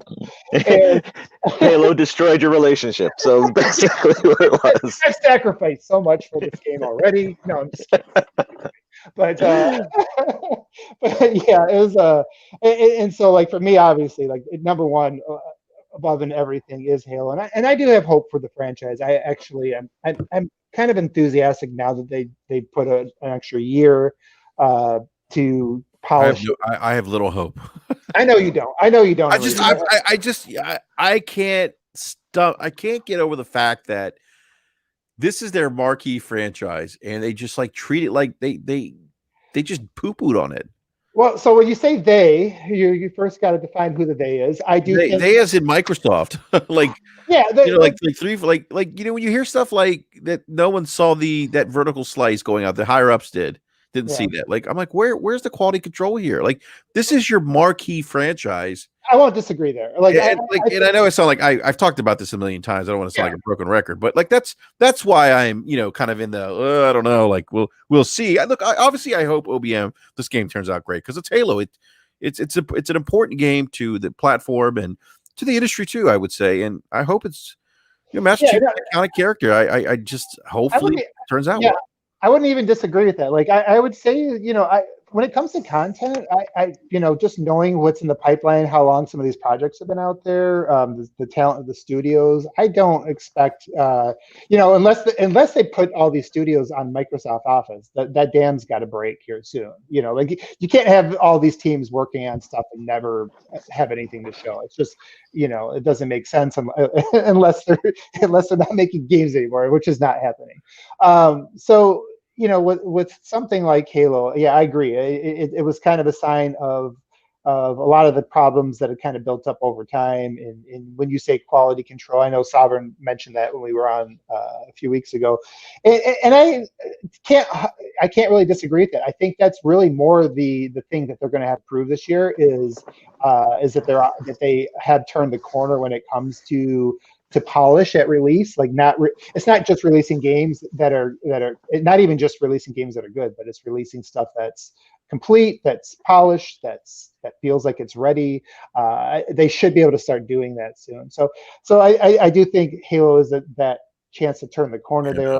There was definitely some. That's the thing, Obi. I'm like, it's almost kind of, it's a little disheartening for me considering the amount of resources that the company has, Yeah. Like why are we getting these releases that are just like, like what's going on here? Yeah, don't get me wrong. The Gears Highbusters DLC is actually probably one of the best releases they've had this last year, 2020. But even that was kind of like it almost felt like a stealth release. Like there wasn't much fanfare, or I should say fanfare. There wasn't a lot of like hype behind it. Like that could have been Microsoft's like, showpiece for the Series X. Like, hey, check out Gears with ray tracing. It could have been. I think what they're doing right now. This is me theorizing, not based on any insider knowledge, but I do think they're kind of testing out different to see how well things like Game Pass actually contribute to the marketing. Because Satya Nadella, actually, his one of his mentors is the co-founder of Netflix, Hastings, and you see how like Netflix does their marketing, and which is not a lot actually, with traditional. So I think they're testing out things and just pulling data, and that was a low risk way to kind of see, hey, can something pick up steam? But anyways, I don't know for sure. But yeah, to go back to what you're saying though, Enrique, yeah, they do have a lot of resources. They have a lot of investment, but a lot of that stuff didn't start until, you really didn't even start turning the gears until 2018. You wouldn't expect to even start to get to the front end of the results until the end of 2021.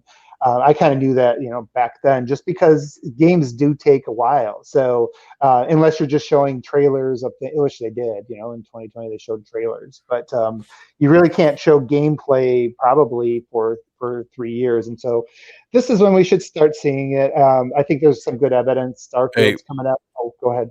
Yeah, I was gonna say, OBM, I hear your point, but I just can't. Yeah. What's up, Dark Optimus? We got Jeff Goldblum. Oh my God, the son of a bitch did it. Yeah, we've got Optimus in the house, man. From Hollywood, California. What's up, man? What's up, man? How's things? Things are well, man. How are things out in sunny CA? You guys on lockdown over there? You guys not allowed to leave the house? No, I mean, it's kind kind of shitty, but I mean, for a gamer, it's the best. I love it. Yeah, it's shit, but Right. you know, I get to play some games. That's good. Yeah, no, Optimus, thanks for you know, answering the call, if you will. Glad that you could kind of join us here towards the tail end of the show as we discuss most anticipated titles of 2021. I don't know what you heard, Optimus. We're kind of talking about Robium and I are talking about like Microsoft right now, and you know what to expect maybe in 2021 from them and things like that, and talking about Halo Infinite. I wouldn't And expect much from them in 2021. yeah, that's kind of my sentiment. And I'd be the contrarian because somebody needs to not be a pony in the show. I'm just kidding. That's true. Yeah. Yeah, Try to balance go ahead. out Enrique's energy. No, I do think you're going to see some stuff. So and obviously they can't show anything from Bethesda right now. They don't own them. Yeah, they don't own them yet. The Wolfenstein project, the end of 2021 will be 4 years. I don't think we're going to see it end of 2021, but probably early 2022. But the Prey team would be 4.5 years in development. The other Arcane team, which is really talented. Starfield has been 6 years of full production, end of 2021. And from what I understood, they actually were planning on releasing before that. Like it was like early 2021. Even try to hit the launch window. So that's one that's probably the biggest thing that I think will surprise people is that one. You know, and as somebody who is from the PC side in the 2000s, like the Western RPGs do excite me a lot. So those two are probably the biggest AAAs. Is the Halo and the Starfield. Like you, I'm looking forward to seeing Psychonauts 2. I love Tim Schafer's stuff. And then the indie scene, man. Like I think this is going to be a good year for indies, and you know it's funny because a lot of times those are the games that I'm not really looking like. They're just the ones that catch me off guard. But you know, The indie title I'm looking forward to comes out before the end of the month. Cyber Shadow, the one that's like Ninja Gaiden. Oh, that looks so good. Yeah, that Yeah. like 8-bit side scroller. Yeah, like Ninja Gaiden. Yep. I love that. So 12 minutes looks really good. God, what's that rock and roll thing that Rock and roll, the Artful Escape looks pretty cool. So and then like I already mentioned, like Kina and the Ascent, like those games, those look like more like they're trending towards like AA, but they're still small teams. So so those things look good, and you know obviously when I get a PS5, then the what's the Housemarque 2 game? That one. Returnal. Yeah. Yeah. So, like that's that a cool concept because like I really got into roguelites over the last couple years since Dead Cells, and like that's taking that concept into like a AAA space, which has anybody done that? That feels like it might be like a really unique game. That might be like that roguelike. Maybe I don't know, man. Maybe like. No, I don't think so. I don't think there was anybody that's come out with a AAA type of roguelike. I mean, most of them have been like by what's their names? The guys who made Hades and Super Giant. Yes, yeah. So yeah, that could be really cool.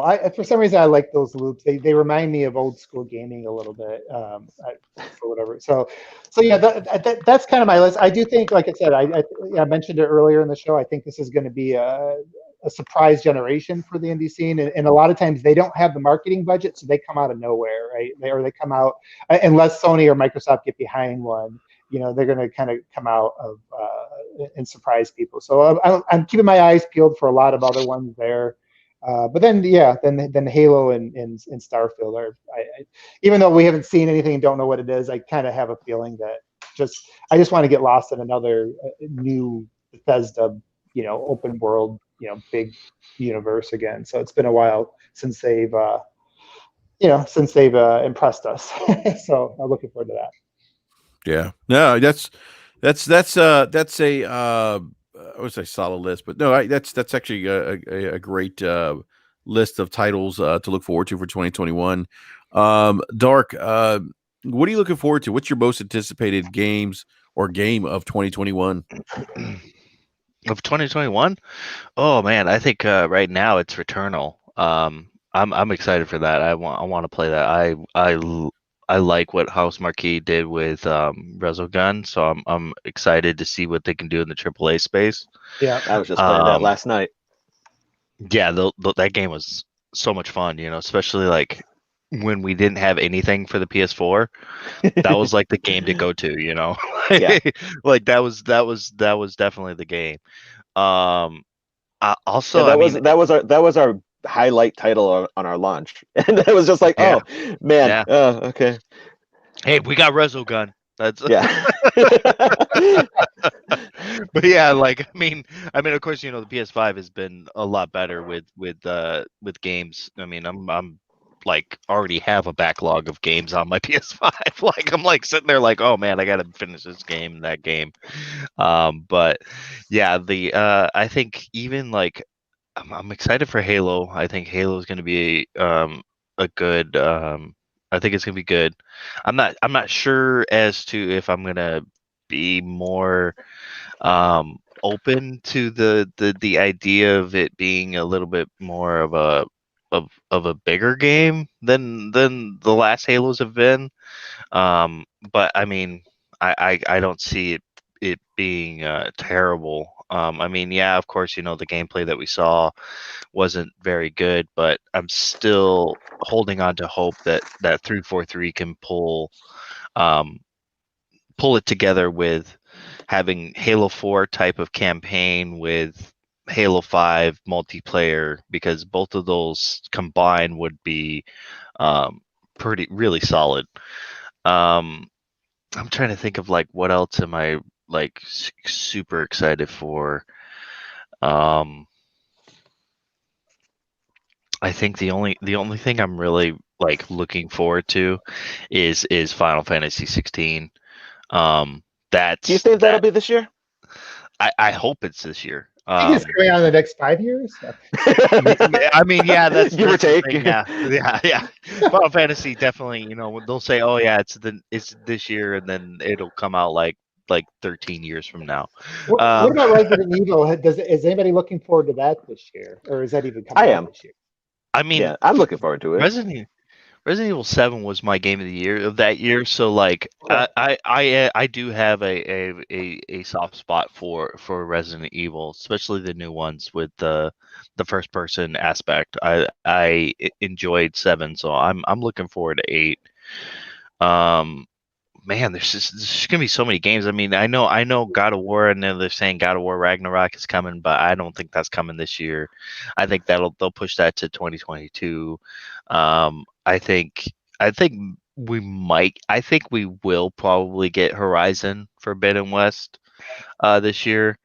I also know for sure that we're gonna get Ratchet and Clank this year. That'll probably be after Returnal, so it'll probably be like April or May when we'll get Ratchet and Clank.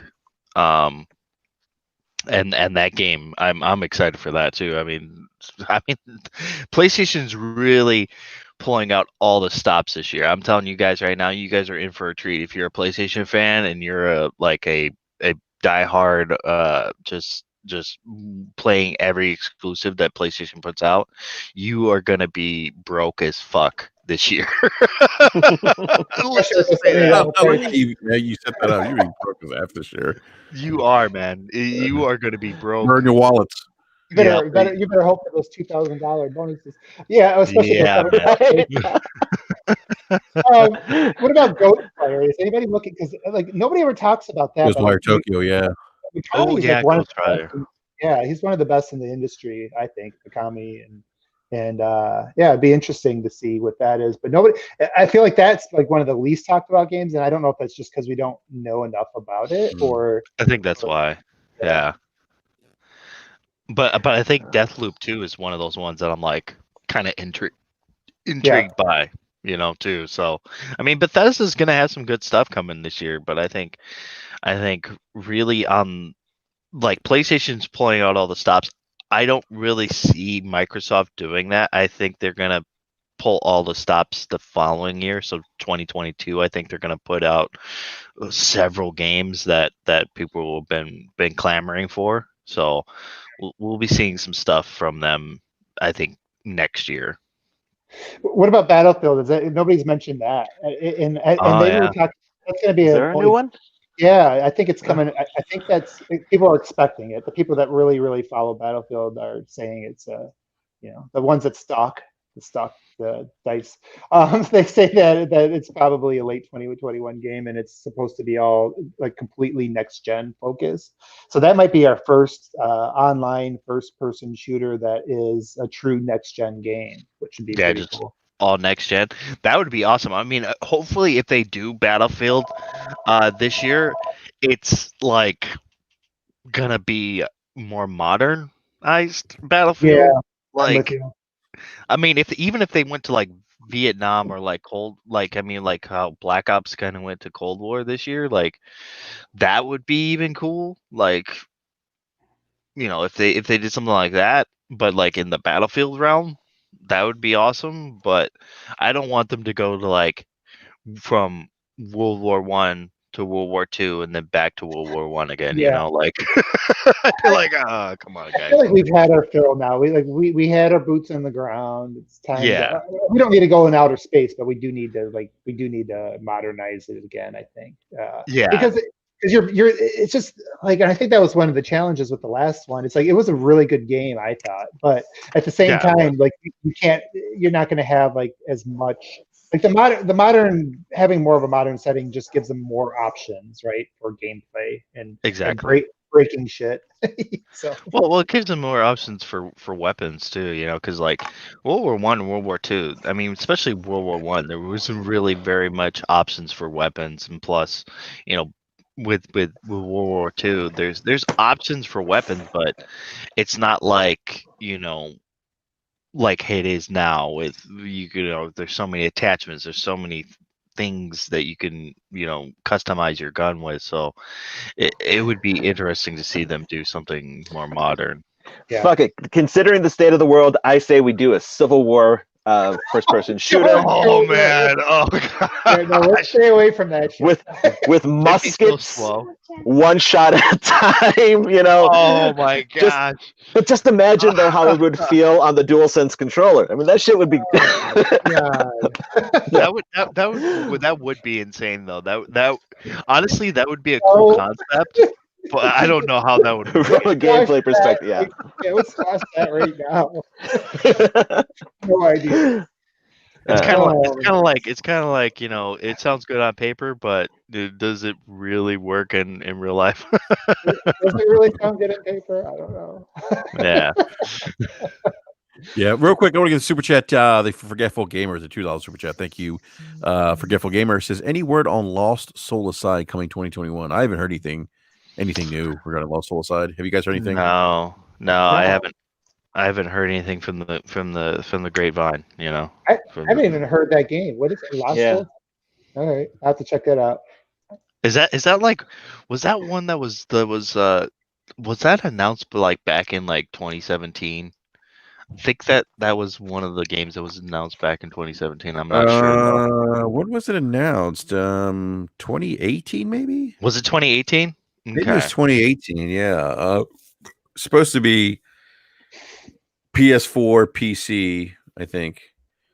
I'm trying to think of the developer.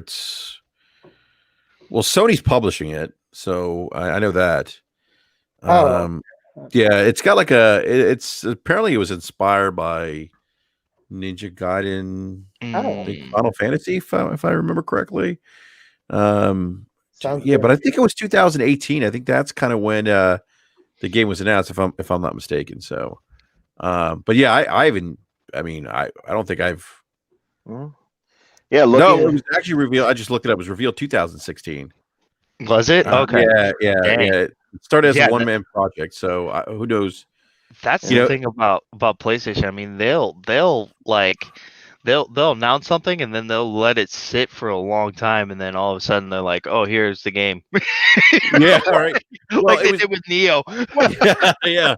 You bring up a good point. I really hope they do, because they do such a good job marketing when they get behind stuff, and like but then I kind of saw like some of the smaller stuff they really weren't getting behind anymore. Last generation at the very end of it, like what was that indie game they published? Like something Genie, Concrete Genie. Concrete Genie. Yeah. Fantastic game. Yeah. Yeah, and people didn't even know. Like it came and go, and people, probably your average PlayStation enthusiast barely, knew about it. Just kind of came and went. And again, their marketing is ahead of Microsoft. So I'm not like doing a comparison. I'm just saying like on the small stuff, and hopefully like again with Returnal, if it is well received, if they do make that gets the push, like different. I want to see them like push those games that they're not known for a little bit more, that they are making. So stuff like the Returnal, or I didn't even hear about this game. I don't know how I missed it or forgot about it, but it probably just came and went, and yeah. So and I wonder if they'll bring some of their lesser known stuff to like PS Now Day One, like they are with why is it? I can't think of it. What's the game that they're bringing to their streaming Day One? Destruction All Stars. Yeah, Destruction All Stars. So I'm wondering if they're going to do that with some of the smaller ones. That'd be kind of neat. I think it's smart for them to do that, like to bring some of those games that may not sell that $70 price tag very well, and bring them to like PlayStation Plus, or put it on PlayStation Now or something like that, to where people can just subscribe or whatever, and kind of try it out to see if they enjoy the game. Especially like Destruction All Stars, I was like, I don't know if that's gonna make the $70 there. Yeah, no, that's the thing. I would have never even thought about that game had it been, if it was just the traditional model. But then it's like, oh, well, now you're throwing it into the service, and everybody's got the service, so there'll be a huge audience playing the game and talking about the game. And we saw what it did for, Rocket League, and you see like Resogun was the other one that was launched on the PlayStation Plus service. Yeah. See, I didn't. So that, because that gives you a chance to build up that developer for their next game, right? So like even if the next game isn't launching on the service, so that's an interesting thing. So does anybody have any predictions in terms of like any big announcements this year besides games? Wow, I don't know about new Nintendo Switch. Yeah, because Jim Bryan said that. Yeah.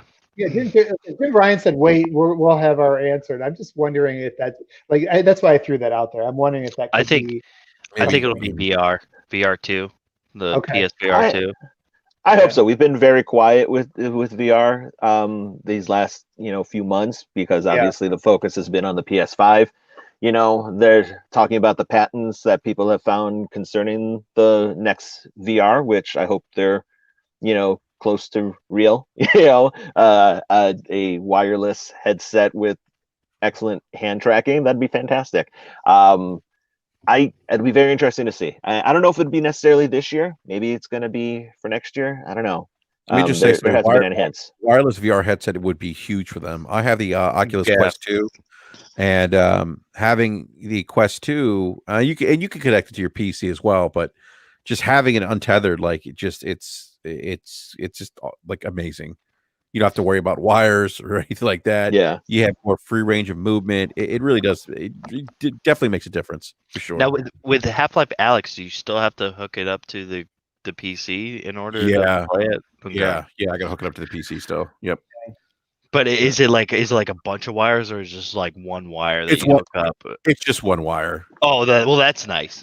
Yeah, it's not like a bunch of wires like PSVR. Yeah, no, it's not like that. Yeah, like PSVR is like like 4 wires, whatever the case is. But it's not like that. It's one wire. But the Oculus Quest 2 is actually pretty impressive for a wire free headset. Like it's I played Darth Vader Immortal. And I was like, I'm actually gonna go back and play that today. Now that I think of it, it's like I was like playing. I'm like, oh my god, I'm in a spaceship.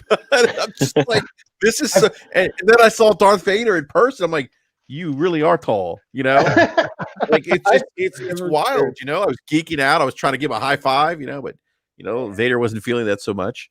I always worry about. I still have never tried VR, and in a way, I almost don't. I wonder like how that would even fit into lifestyle. When you got kids running around, you don't want to be like, the house is burning down, and you're like, right. and you're like, let me just save, and then we can go. I feel the heat coming through this thing. Yeah, it's I'll say this, like with the Quest 2, it's really cool because you can actually there's some safety protocols that are in the hardware where you can actually, kind of you could draw out kind of like a little safe area, and if you get close to it, like you'll see like almost like a gate of some sorts, or like a grid could pop up, like you'll see it, like then that lets you know you're getting too close to an object. So that's kind of cool because my concern was like, oh my god, if I'm playing Vader Immortal and I'm walking around, because there are parts of the game where you have to walk around, your spaceship. I'm like, I'm going to run into something, and that's not the case. So it is ideal if you can to play in a big room, though. That's probably the best way to experience that game, and I would imagine some other games on Oculus Quest 2. Yeah, I've been wanting to get one of those, but I'm like, I don't know if I want to spend the money. Yeah, I hear you, man. It's not, I got the $400 version because, for an extra $100, you got like 3 times as much storage. Yeah. I'm like, do I really need that much storage? Because I'm not, I don't have a lot of games for it. And truthfully, like my kids are using it more than I am. I should say kids, my 11-year-old's using it more than I do because, when Greatness dropped, I just, I didn't have a lot of time to play other platforms really. You were on that PS5 life for a while, and then you went back to PC, and I was so ashamed. Yeah, well, he's like, you traitor. Look, once Cyberpunk dropped, I was like, oh, I'm gonna play it on PC. Yeah, that was a good bet. Yeah, because it's so booty on consoles. Like, it really is. Even Jim Ryan supports you on that one. So yeah. Oh, I actually want to ask you something since you are a PlayStation retail rep. Are you surprised by Sony pulling Cyberpunk for the digital store? Yes, but I also think that I think CD Projekt Red surprised everyone by throwing all these companies under the bus. So, they just got it back. Sony doesn't play around, man. Like I've heard about their NDAs, and they just don't mess around, and I think it's interesting. Like I'm kind of, in some ways, this is kind of like Sony saying, no, you don't get to do this, right? Like you don't get to like throw us under the bus, right? And they kind of did. Like they did. They did to Microsoft too by saying go to them for refunds, and without talking to their partners about what was kind of happening. But I just do you think have you heard anything? Is there a time frame of when this game might come back on the digital storefront for on PlayStation? No. The implication of the report, the message that they sent out was when it's ready, I guess. And considering how the various patches that CD Projekt Red are introducing, I don't know, maybe as soon as it gets to that point. I mean, because according to the reports, they hid some facts during the certification process that shouldn't have been passed. It shouldn't have been approved. And I guess they'd have to get to that point. And I guess they're no longer going to take CD Projekt Red's word at certification from here on in. I think they're just going to have to make sure that's they cross their T's and dot their I's from here on in. At least CD Projekt Red will. So so it was like a spoken deal, like a from what I understand. Yeah, from what I understand, CD Projekt Red promised that certain elements would have been completed, or to meet certification, and so Sony fast tracked the certification process for them, and then it wasn't. So and surprise, surprise. And then of course, CD Projekt Red throwing us under the bus, saying, get your refunds via PlayStation, even though we have, a very strict return policy when it comes to digital stuff. all of a sudden, now we're forced to piss people off because Yeah. we're following our rules set, and we didn't set up anything specifically for them, and and now here we do. So we slash and burn them until they get their shit together, I think is what's happening. Yeah. They had their Code was talking about this. It's their developer something status was removed or something. Anyhow, I forgot what it's called, but it's something that I'm definitely going to be keeping my eye on in 2021 to see how that story kind of evolves, where we might see that game back on the PlayStation storefront. That'll be a looking forward to for 2021, right? Yeah, exactly. I'm actually looking forward to see how that game's going to run when the next gen patches come. That's why I didn't play it on PS5 or Series X, because I stopped playing it because it just keeps crashing on me. So I'm just gonna wait until they fix all that stuff. Here's the thing: should I'm trying to convince myself not to buy it. Should I rebuy Control Ultimate Edition, even though I have everything on the PS4, because I bought the season pass and everything, knowing full well that 505 Studios is, basically trying to get more money out of me just for the PS5, just for when it comes out on the PS5. I mean, it's only $20. I mean, it's just like shit. I mean, we all make mistakes, so I mean, why not make more? We all make mistakes. I love how you rationalize that. Well, we all, every once in a while we fuck up. We all buy, you know how it is. You all buy a game and you're like, shit, I shouldn't have bought that. Oh my goodness, that's hilarious. Yeah, I kind of felt like that when I bought Cyberpunk, because I was like, I'm kind of contributing to the madness. Yeah, I felt like that too. You bought the PC version, though. I mean, that was people had the PC version, rated around like 91 at the time before all the console stuff hit. I'll say this: like the PC version looks really nice. Like I couldn't play with all the ray tracing feature sets on, like shadows and reflection. I just kept ray tracing lighting on, and then use DLSS 2.0, which was a savior. But this game looks, I mean, wow. It looks nice. Like, it's just, probably the best looking game that I've played 2020. Yeah, it looks impressive in the screens. I already said I was holding off until they patch up the next gen versions. So I don't have anything to say on it yet, other than some of the memes are funny. Yeah, absolutely. Real quick, can I just the games that a game that I'm looking forward to coming out next week, Scott Pilgrim. Looking forward to that. And yes, I know I already have it on my PS3. My PS3 works. I really don't need to rebuy it, but god damn it, they got me. So I'll buy that again. Prince of Persia: Sands of Time remake. I know it looks like booty, but I'm a Sands of Time guy.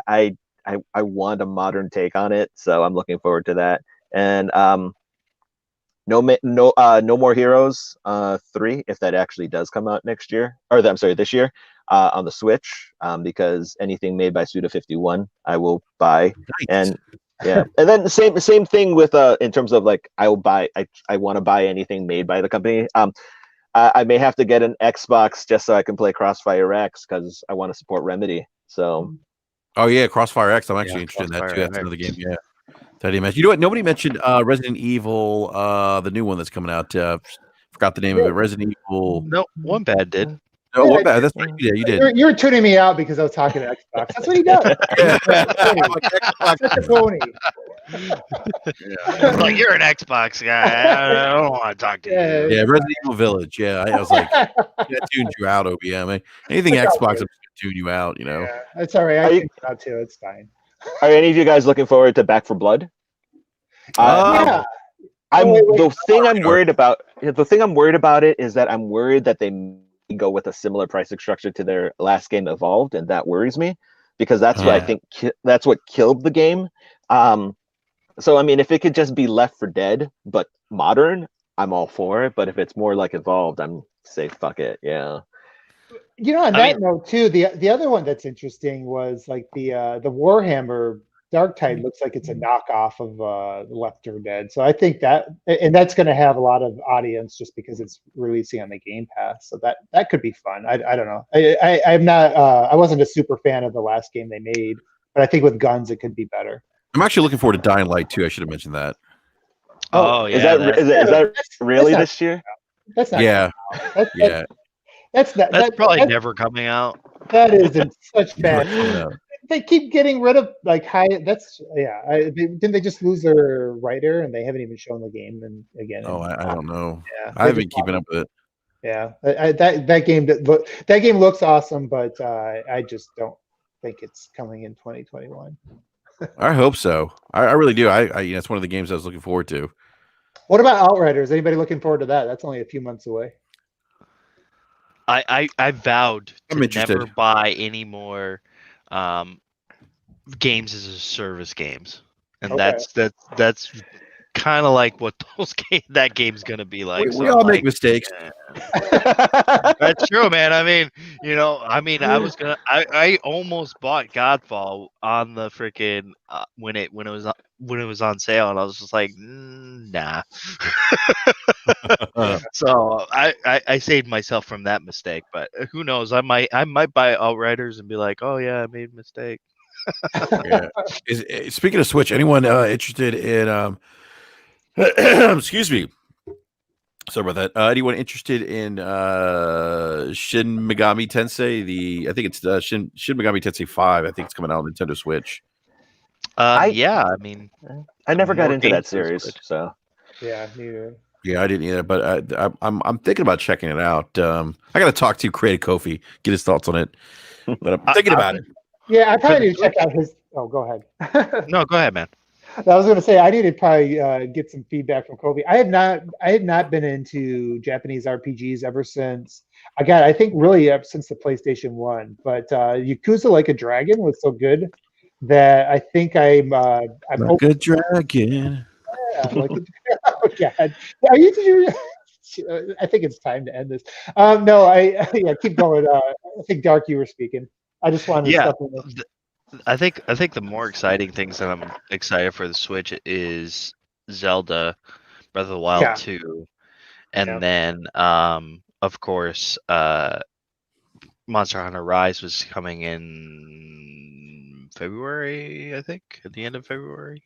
Or no, Bravely Default comes at the end of February, and I think Monster Hunter Rise is in March. So both of those games I'm excited for the Switch. I mean it's kind of hard to get like some really good. I mean, even like I think Mario 3D World is coming also, so that'll be good.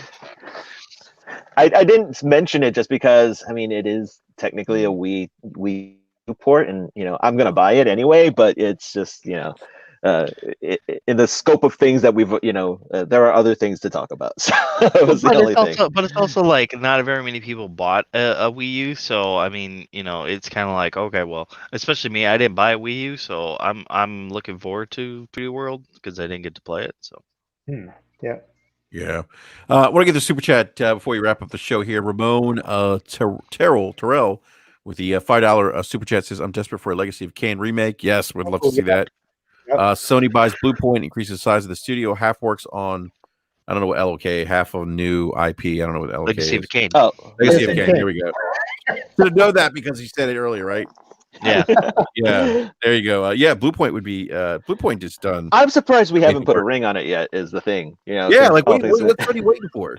They could have already done that and just they're waiting to announce because Bluepoint's private, right? So they could wait. They can announce it anytime they want. Yeah. I mean, Cardo, considering the work they've done, I mean, if you've played Shadow of the Colossus oh my God, that I mean, talk about a fantastic remake. I mean, that game is just wow. And then then Demon Souls. I mean, I can't even speak highly enough about that game. That's incredible work from Bluepoint. So you're right. They got to put a ring on it. Yeah, that's the best looking game on PS5 right now is Demon Souls. So it's I agree. They need to do something with that studio. I mean, if they don't do anything with that, then they're missing out on something, because honestly, I would like to see them do a new IP from Blue Point just to see what they could do. If they can do what they can do with remakes with a new IP, then you got something special there. Yeah. Agree. Yeah. I agree. Definitely. Well, gentlemen, it's 1:15. And do need to wrap up the show. I want to thank everyone in the live chat for hanging out with us this Saturday, this morning, afternoon, early afternoon. Appreciate all the super chats. And if you're new to the show, hit that like button, subscribe, and hit that bell notification so that you're alerted when we go live. We typically go live every Wednesday night, 9 p.m. Eastern Standard Time or Eastern Daylight Time. So please check us out next Wednesday at our usual scheduled time. Again, at 9 p.m. Eastern Daylight Time. And also want to give a big shout out to our panel this afternoon. We have, again, our PlayStation retail rep, Chrono. Always a pleasure having you on, man. Appreciate your time, sir. Hey, thank you for having me. It was a great talk today, man. Thanks. Absolutely. And then we have Dark Optimus or Dark Goblin. What do you go by now? I'm confused. I go by many names, man. Many names, yes. It's a little ridiculous, but yeah, you guys can find me on. You can find me at Twitter at Dark Optimus. You can also find me on Xbox and PlayStation at the same name, and you guys can find me on the next podcast every Thursday at 7 p.m. Eastern, 4 p.m. Pacific. Optimus, you're the voice of reason on the next podcast. Sometimes I think I get a little too wild on that podcast, or sometimes I think to myself, I'm the only one who's on the side of PlayStation. At some points, like sometimes I think we go a little too much into the console war, but that's just I enjoy the show though. No, it's a good show. Yeah, they're good. They're such a good show, man. Really absolutely is. Yeah, absolutely. And I always have the pleasure of podcasting with Grip, as he's known now. I know he's all over the place, man. Yeah. So but no, Dark, seriously, man, pleasure having you on, man. Appreciate the time. And we also have one bad mother who may or may not be an industry insider. For the audience to figure that out. Spreading rumors, I start getting the DMs of like, what is going on? Chrono, you heard him earlier. I was talking to a developer. I'm like, what? right. Not insider. That's and then he backtracked, right? Yeah. Well, developers are on Xbox Live. They're in forums. They're people. they just happen to make games.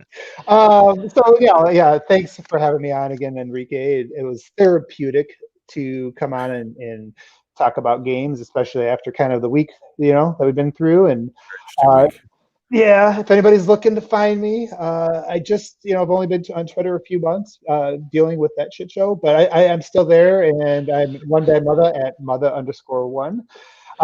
Or you can find me. We started a show, a Halo show, when we thought we were leading up to the 6 months of Halo's launch, but we're still going on. Called You Had Me at Halo. It's a bi-weekly. Nice. Yeah, so we're on 10 episodes now. It's bi-weekly, and so we'll see what we'll see how we keep it going for another year. OBM, if Halo Infinite bombs, you may need to change the name of your podcast to You Had Me at Hell No. Stop it. Hey, we're keeping the name no matter what we talk about. So, but just like I said, thanks again for having me. I think just as a reminder to the community, everybody remember, a lot of people got mental health things going on. There's a lot of negativity in the world. So like when we're talking gaming, keep it to gaming. Like this shouldn't be serious. It shouldn't be how you value or judge people. So be nice to each other. Yes, please be nice to each other. Yeah, let's just start there, people. Like we're gonna fix it. Start there. So please be nice. Everyone, get along. Paint happy trees. It's like Bob. Yeah, play some video games and some happy trees. So, no, all jokes seriously. Everyone, be kind to one another and enjoy your weekend. Everyone, please be safe. Yeah, like I said earlier, if you go out, wear a mask, social distance, just be safe. This thing is like spreading. I'm telling you, like I can't I'm on Facebook today, and there's 2 more people I know who have COVID now. I'm like, geez, this is like it's like every day I'm coming across Someone's more getting it. people. Yeah, Yeah, man. it's just I'm just like, geez, like I don't want to leave my house now. Like I don't. I mean, like I work from home. I don't really interact with many people. Go to the store if I have to, but just be safe. That's all I'm saying. Be safe. Wear a mask. Masks work. They do work. We know that. Science. Dude, It's one thing. I'll wear gloves and mask when I go out, man. I don't play around with that shit. I heard you wear a hazmat when you go over Stormy's house.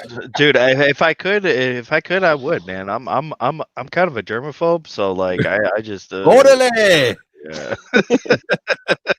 All right, guys, let's go meet up at Forte's GameStop after this. Yeah, right. Exactly.